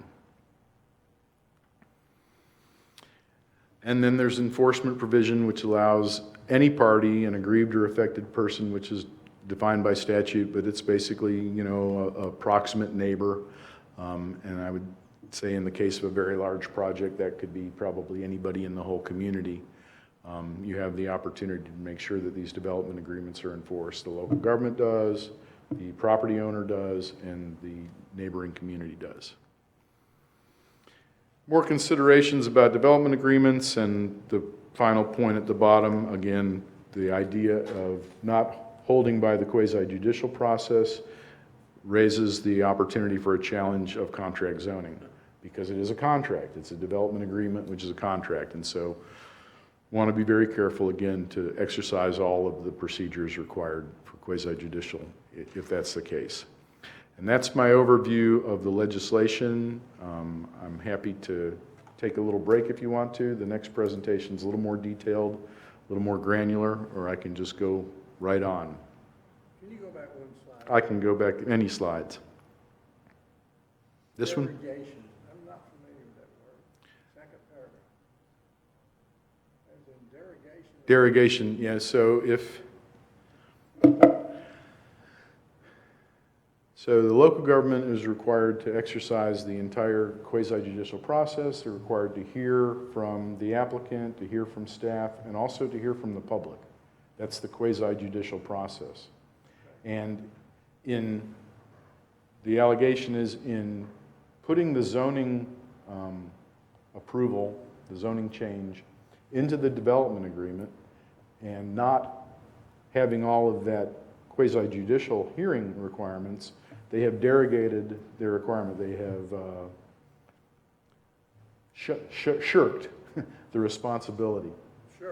Shirked. I understand that. That's not a word of law, but I'd say that's the closest that I can get. You know, they've stepped away from their responsibility to conduct those hearings, to hear the controversy, you know, and make a decision. Derogation, dereliction of duty, you know, that kind of thing. So are there any other questions, or is this just as clear as mud? I was so looking forward to this, thank you. Okay. No, it's good stuff though. Are you taking a break? I can take a break, yeah. No, I said, are you? Yeah, I'm happy to. I'm just not sure who to ask. I'm good. Robin's back. Break. Let's go? Okay. Another break? Or you want to just roll with the next? No. Yeah, let's Oh, you're doing it? Okay. move. Okay, guys? Thank you, Kurt. Yep, let's, perfect. Okay. So with that legislative overview, now I want to drill down a little bit more into the comprehensive plan and how that establishes the basis for impact fees, which is why we're going to need to make amendments to the comprehensive plan. And you make recommendations on those amendments. That's one of your roles, and so you're going to be instrumental in this program. If the Board of Commissioners so approves, it would be my recommendation that the Planning Commission be the lead on this project until you're ready to make a recommendation to the board, and at that point, hand over the legislation to them, because obviously they have to approve the ordinances ultimately. But the legwork, I'm suggesting that be put on staff and myself and you guys. And so this is sort of where the idea of impact fees come from. This is a quote from a book from the 70s called Windfalls for Wipeouts. One of the leading land use lawyers at the time, Donald Hagman, and several economists and folks that I've worked with in the past and my professors when I was in college are always looking at this, you know, free benefits, you know, mistaken charges that people shouldn't have to be burdened by. And it seems that the conversation in this community is the redevelopment project, particularly in the town center, but some of the others, you know, in the absence of having any impact fees, basically the community is sort of subsidizing that redevelopment as the town moves forward and as the impacts of that growth and extension of the intensity of these projects increases. And so these are the statutory locations for the regulations. This is the Community Planning Act. It succeeded the Growth Management Act, which was adopted in 1985. In 2011, the legislature, in their infinite wisdom, adopted the Community Planning Act, basically eliminating a lot of the requirements for local government comprehensive plans and taking a number of those requirements that had previously been in a Florida Administrative Code rule and putting them actually in a statute. But you can see that the idea of comprehensive planning to look at all of the future growth for the local government, and then a major aspect of that in terms of health, safety, and welfare are the infrastructure that we provide for water, sewer, transportation, schools, parks, et cetera. And all of those things that are highlighted are basically the areas where we look at to try and capture the impact and the additional capacity with impact fees. Comprehensive plans have a legal status, I mentioned that earlier, and they have broad powers to plan, local governments do, and the reason for the statute is provide the necessary direction that goes into the comprehensive plan. And we have to be sensitive to private property rights. not be unduly restrictive. We don't want to pass any sort of regulations that are an inordinate burden to private property rights, and that's sort of the basis for the Burt J. Harris Act, which I'm guessing that you've heard of from time to time. It's generally a developer's first line of attack. And then, of course, we don't want to take private property for public use. And all of these things, the legislature recognizes that the courts have to decide. And so we want the plan to be found in compliance, and we want to evaluate the comprehensive plan on a regular basis. And so the plan is to provide principles, guidelines, standards. Those are generally provided as goals, objectives, and policies. And we want those standards to be meaningful and predictable so that the community understands where the comprehensive plan is trying to guide it in the future. And also those standards provide a reasonable basis for crafting land development regulations to enforce and implement those requirements.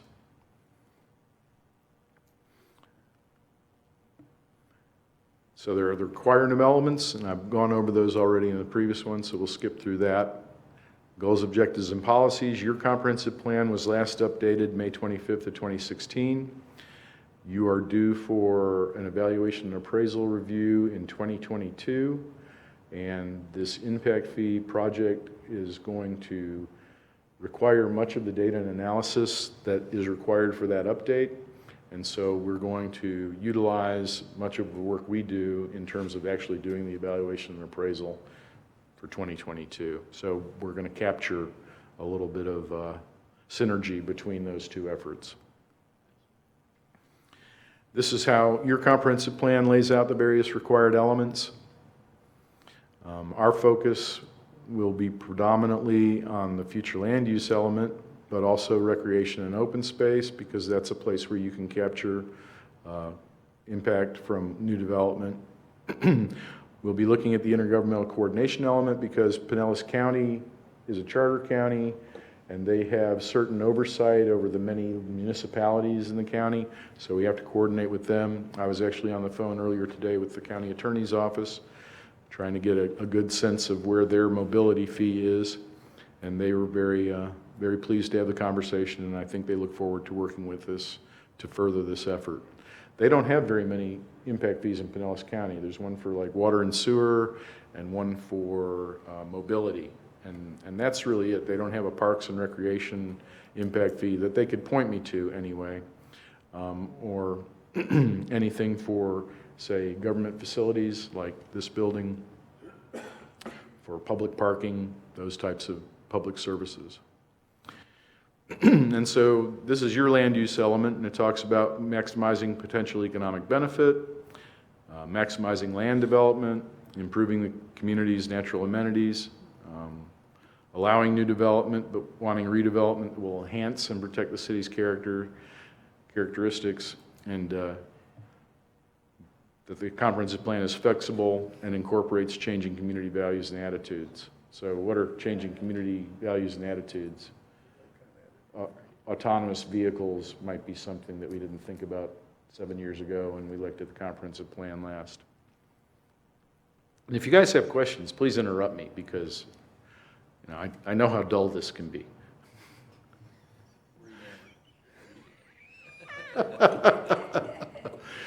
And so in the future land use element, I've gone through and I've tried to identify everywhere that you talk about an impact, which is the kind of thing that we're hoping to alleviate, and also an improvement, which is the kind of thing that we can raise the bar and seek to capture new development, redevelopment's proportionate fair share thereof.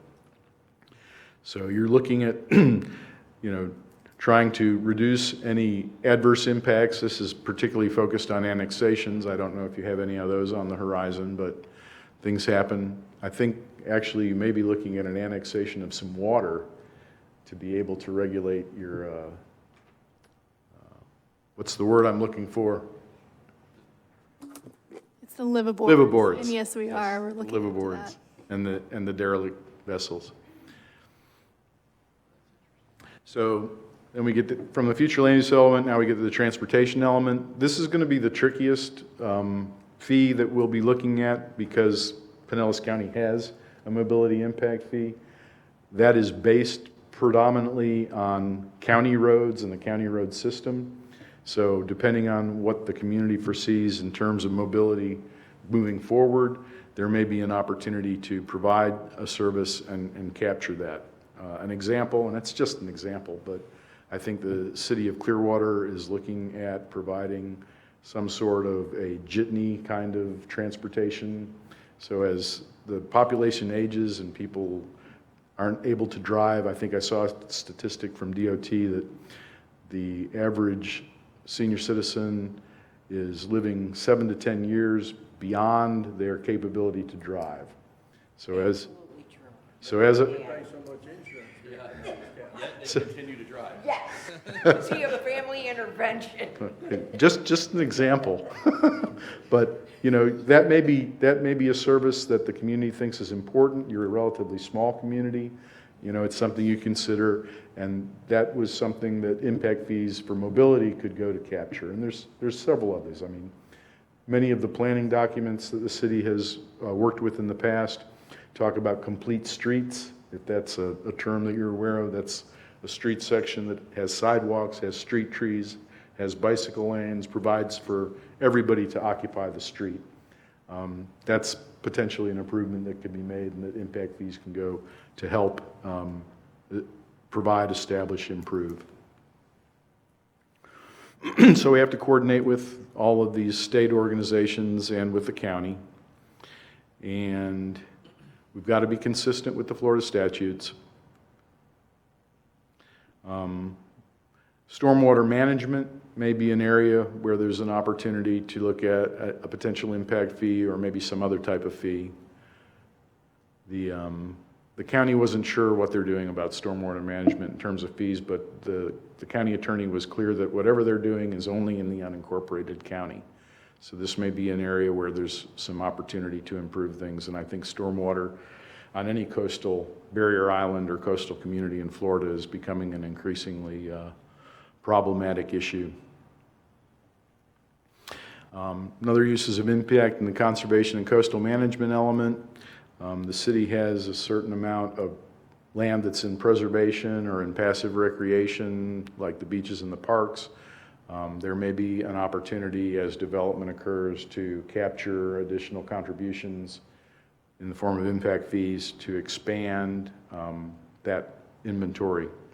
And the inventory is going to be a major issue because what your impact fee is based on is, you know, what you already are providing, what you've already paid for, and then what percentage of that is being utilized by the existing population, the existing development, and then what new development, what their proportionate fair share of maintaining that same level of service will be. And intergovernmental coordination, obviously, you have interlocal agreements with the town of Reddington Beach and the Reddingtons to the north with regard to fire service, and fire and emergency management is an area where impact fees are utilized.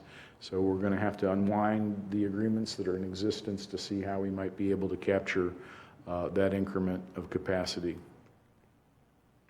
Capital improvements element is one of the most important with regard to impact fees because that's generally where you find most of your level of service standards.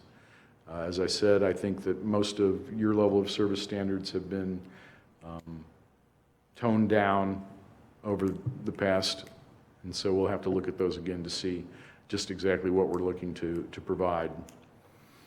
And here's all of the different requirements and guidelines for capital improvements. Obviously, the budget impact of a project is important, and that's what we're looking with in impact fees to try and make sure that that budget impact is not based solely on the gas tax or ad valorem taxes, but there's also contributions from growth as it occurs. And so you have references to the adopted levels of service. You talk about existing deficiencies. Impact fees cannot be used to correct existing deficiencies. They can only be used to maintain the status quo, basically, that level of service. We will coordinate with Pinellas County. We want to make sure that your projects are funded, and so that's why we'll be looking at what the projects might be. And then you have language that says that, interestingly enough, the observations earlier about language, here's an area where the city shall, when appropriate, continue to administer existing and future impact fees. So there's some verbs that are really missing there that ought to be there, like adopt, future impact fees. But I get the intent. You don't have a provision that says the city will have no impact fees, which would be very difficult if that were the case. Concurrency management system is not what it used to be, and right now I think the legislature only requires that apply to water and sewer. There was a transportation concurrency requirement that's been eliminated, and there was a school concurrency requirement that I think is negotiated now between the county, and the city signs on to that as a signatory to the agreement. So again, a lot of addressing of impact, looking at standards for transportation at 110% in the maximum volume service. We may want to reconsider that stuff. If you have de minimis impacts with regard to transportation for a single-family home, that's an exception that basically is there if the following criteria are met. Public schools facility, won't address that too much. And so that's sort of the overview of what you have in the comprehensive plan now as a basis for impact fees. You have sort of a rudimentary basis. We need to focus on establishing level of services that work with where the community wants to go in the future. These are now the legal standards for impact fees, and dual rational nexus is the biggest takeaway in terms of art that I'd like you to recall, because that's going to be the important thing. And it basically is lined out here in constructing what an impact fee is. It's a charge on new development, and that includes redevelopment. And it pays for the construction or expansion of off-site capital improvements, obviously site plan approval, the staff, and depending on what the hearing requirements are, is going to assure that they provide all of their on-site requirements, but it's these off-site impacts that aren't being captured currently because there is no impact fee. And those improvements need to be necessary for the project itself, and they need to benefit the project itself. So that's the whole kind of tight box that we're in looking at impact fees. I can say with certainty that you will collect more impact fees with an impact fee program than you're currently collecting. What that amount is, we just don't know yet, because we haven't done the calculus, we haven't done the inventory, all of these things that have to come together in terms of data analysis to provide the basis. So it's a regulatory fee, it's not a tax. People at some point during this conversation, between now and the end of the year, the beginning of next year, somebody's going to say that it's a tax. It's not a tax. It's based only on new development. It's about capital facilities costs. And what I want you to do as we move forward is have a very innovative thinking about what capital facilities are. Because you're a built-out community. Impact fees were developed for the sprawl type of development that we see on the edges of urban areas. And those are easy to calculate because you have vacant land and then you have something. And that something is more than nothing. In a redevelopment situation, in a, quote, built out, unquote, community like Madeira Beach, you're having to capture the increment of redevelopment. So the example I like to use is a 1,000 square foot cottage is torn down and replaced with a 3-story, 4,000 square foot mini mansion. Well, it's different. And there's an increment there, there's an intensity that's different, and that can all be captured, but it has to be captured in a rational way. Oh, and this is the key thing, I think, to understand. Shifts the expense burden from the general public, which is where it is right now, to capture the impacts from new development. So why? Because Capacity is essential to accommodate new development. We have a quality of life, a quality of place that we want to preserve. The externalities that are associated with development impacts, the more traffic on the road, the more people in the parks, more people on the beach, this helps to minimize those by getting a contribution to maintaining that level of service. And it integrates comprehensive planning with economic development and the budget and revenue strategy, so that you're looking at impact fees as being part of your budget, and it's part of the budget that has to be expended on that capacity enhancement. So the land use regulations, it mitigates off-site. In fact, this is why it's a fee. It's a land use regulation. It's not a tax.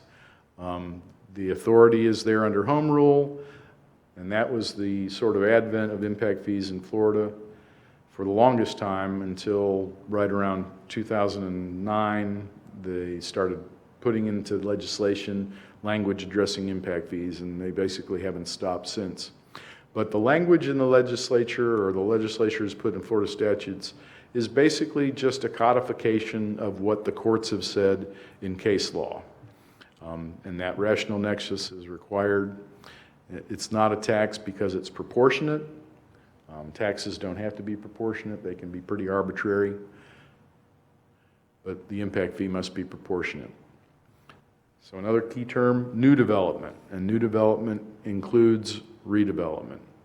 And what that level of service is and what the impact is, that's a policy decision, which is, again, why we're in a legislative arena, why you'll be hopefully doing the groundwork, and why ultimately the Board of Commissioners will have to adopt an ordinance. These are some of the facilities. The statutes list the ones on the left. Our general experience includes the ones on the right, and they are constantly evolving. As governmental services evolve, so can impact fees. So the amount of the fee cannot exceed the actual cost. That's the rational nexus again. The fees have to be expended to expand the subject facility, and the fee cannot yield a windfall to the existing community. The fee cannot be more than, it can't, this is where it can't be used to like fill in deficiencies, Yep. And then these are the list of the standards. What the courts have said is that the calculus doesn't have to be just as tight as it can be, but it has to be roughly proportionate. So we have to have at least some sort of documentation of here's the calculation of what we provide in services, here's where those services basically are attributed across the existing development in the community, and here's the increment then that we seek to capture from new development as it occurs. Again, lots of standards, and you'll be able to avail yourself to this PowerPoint presentation for review for later on, so I won't dwell on them now. The key thing, I think, is that once you do establish impact fees, they have to be reviewed on a regular basis, and there is a requirement to audit the program to make sure that the fees are going to the right thing and that benefit is being received. And you have to also establish a period of time by which, if the improvements are not made, and this is why we pay close attention to impact fees, the fee would have to be returned to the payer because no benefit has been developed to enhance their project. A quick illustration, rational nexus. So the development's coming up, new development, it's got a need, so we have to look in the capital improvements plan to build that need, build the programs to facilitate that need, and that becomes the benefit then back to new development. So on the left is the costs, and on the right are the revenues. And currently, you can take the yellow part off of the top and just run that line all the way up to the top. You're basically paying for all of your infrastructure costs with either bond proceeds, grants, and dedicated revenues. And grants are harder to come by. Bonds are increasingly complicated. And dedicated revenues is basically the gas tax for Madeira Beach parking, and the ad valorem tax. So the impact fee may not be that big in the picture, but that's just the idea that this is the one thing that we're missing here at Madeira Beach in terms of equalizing the burden of new development. So all of this is outlined in the Florida Impact Fee Act, which is in Florida statutes. That's the entire act. So you have to have legislative findings. The Florida statutes include these legislative findings that they are an important source of revenue. The legislature didn't always like impact fees, so this is a major step in the evolution of Florida development law. But they all have to comply with the requirements of the statute. And so it has to be based on recent and localized data. That's why we'll be updating the data and analysis in the comprehensive plan. There's an accounting and reporting requirement of collections and expenditures. It needs to be a separate account. An illustration of that here in Madeira Beach is the money that goes for building permits and building permits fees is in a enterprise fund that goes to support the building department. You're allowed to include administrative charges, and one of those administrative charges is the costs of actually doing the fee calculus, the study, and the cost of getting through the process. So that can be rolled back into the fees once they're adopted. And then the costs of paying personnel to collect the fee, to deal with the public, whatever percentage that is of somebody's job, that can be included. The costs of buying software to maintain the accounting, all of those are administrative fees, and they can be included in the impact fees, but they're limited to the actual costs. Again, no windfall. It's a very, very tight calculus. And then you have to provide notice 90 days at least before the effective date of the law imposes a new or increased impact fee. But if you want to decrease them or get rid of them, you don't have to wait for that. So there's still sort of a tenor to the law that disfavors impact fees. We would like to grow in Florida just as fast as we can, I guess. Again, I mentioned the audits. So a certified financial official will need to sign those. So Walt is going to have to be involved in this. I've already talked to him. He's all on board. And then there's certain requirements for the school board that basically Pinellas County has to deal with that. And in legal challenges, the burden of proof is on the local government, and the standard is not a deferential standard. It's a preponderance of the evidence. This may harken back to a fee in Lee County that was challenged by the home builders. And when it went to the local court, the county court, the judge found in favor of the county, but in his opinion he wrote that the county wins by a nose. So in looking at a fairly debatable standard, he's saying the county wins by a nose. And then it was motion for rehearing and reissue. And in his second opinion, he said the county wins by half a nose. So what that means is when the burden of proof is higher, that nose or half a nose is probably not a good place to be, and you want to be in a much better situation in terms of your data analysis and your basis for the fee. So this is this is what the legislature did this year. Again, mobility-based funding has to comport with all the requirements governing impact fees. Educational facility credits have to go to the particular type of school. And that's nothing I think that we need to worry about too much in Madeira Beach. You cannot collect the impact fee until building permit. And impact fees have to be proportionate and have a rational nexus. And the need for the capital facilities and the increased impact generated by the new residential or commercial construction. Again, same thing with the impact fee.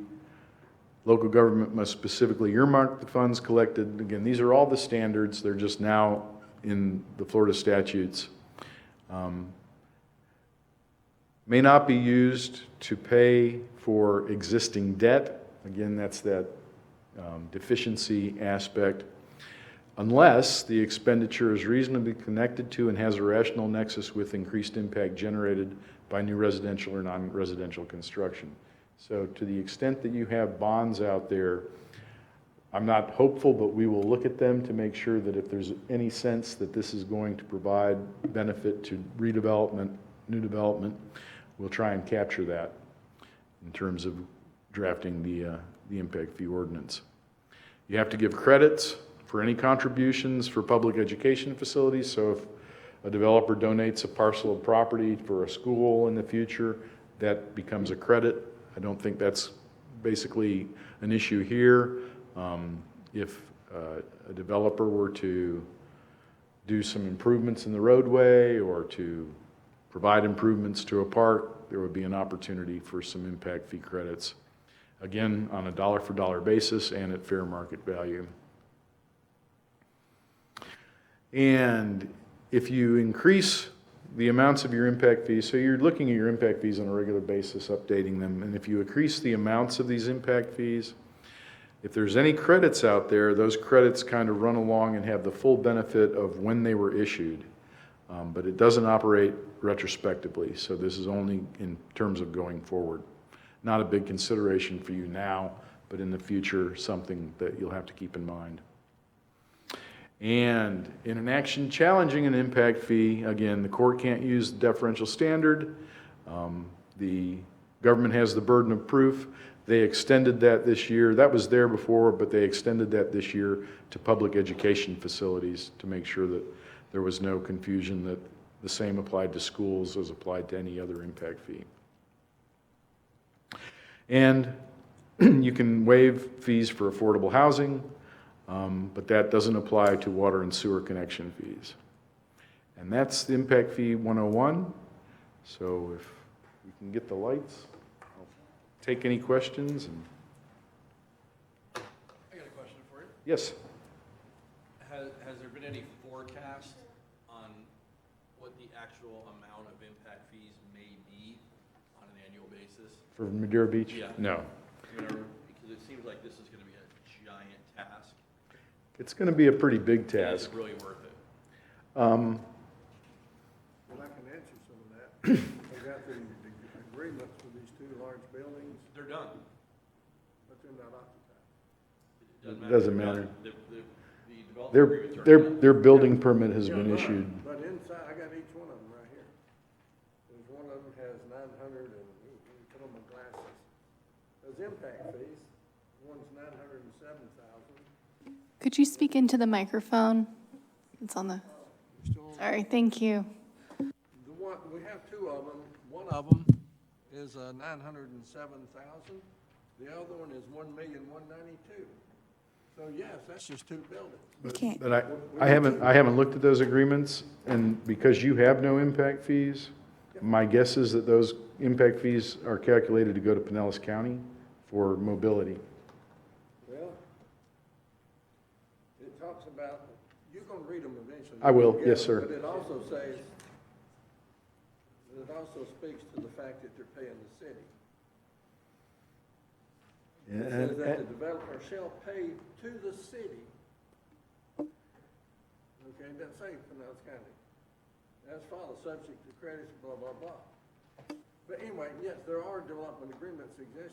Commissioner Pryor, I take these same numbers and run to the we can't hear him. It, scale down here, and if I use the same cost per unit, et cetera, that one would have been $236,000. And I doubt we'll ever get that money because it's so far underway. But if you have this development agreement, are they not liable to pay for it? Yes, Stated.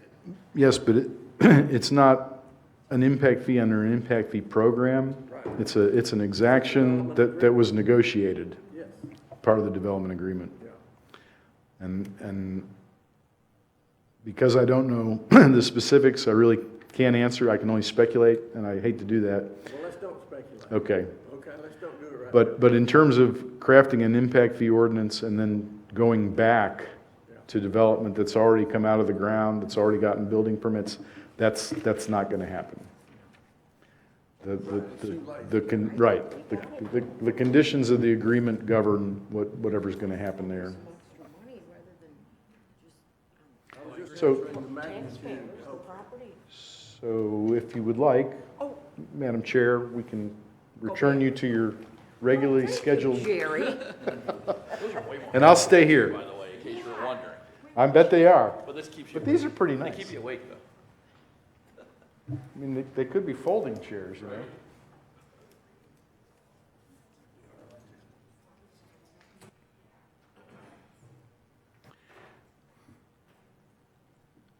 So just a couple more things for me to wrap up. We're basing what we're going forward on because we're kind of in the process of negotiating the agreement, and that's why we haven't done a whole lot of work other than to just preparatory. But we're basing sort of the thrust of this movement on your strategic plan, which was adopted, I think, in 2017. And the priorities, two of the major priorities are impact fees. We want to explore impact fees. And then transparency.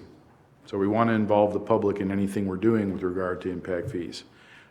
So there'll be a number of hearings as we collect the data analysis and start to ruminate on what the levels of service ought to be.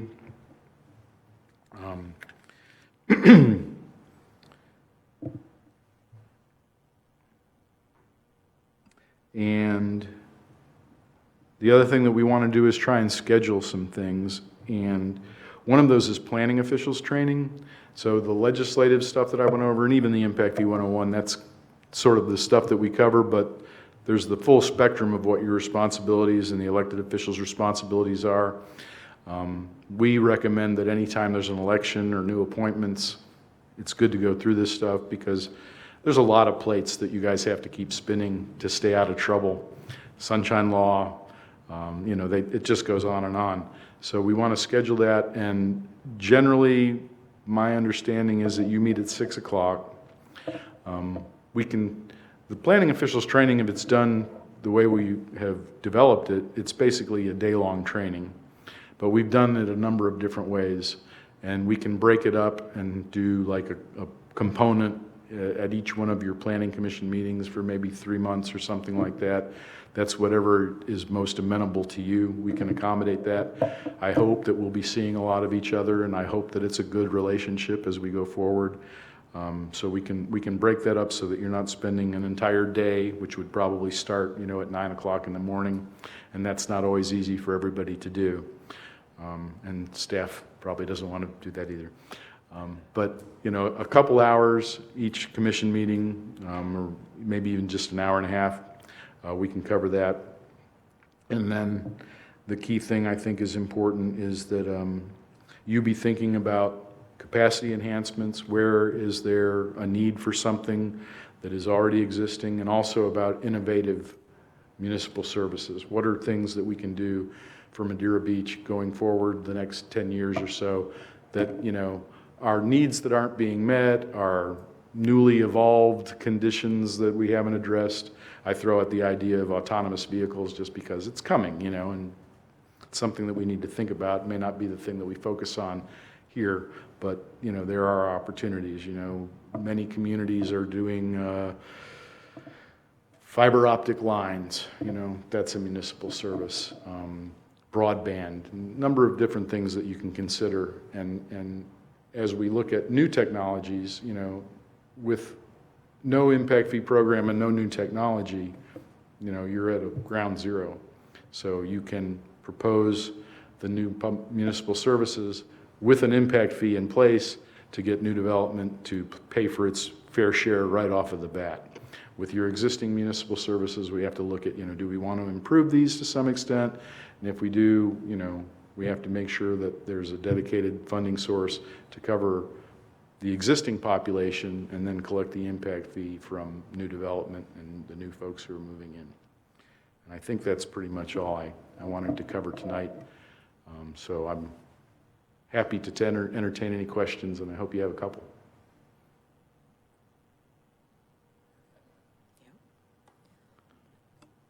Well, thank you.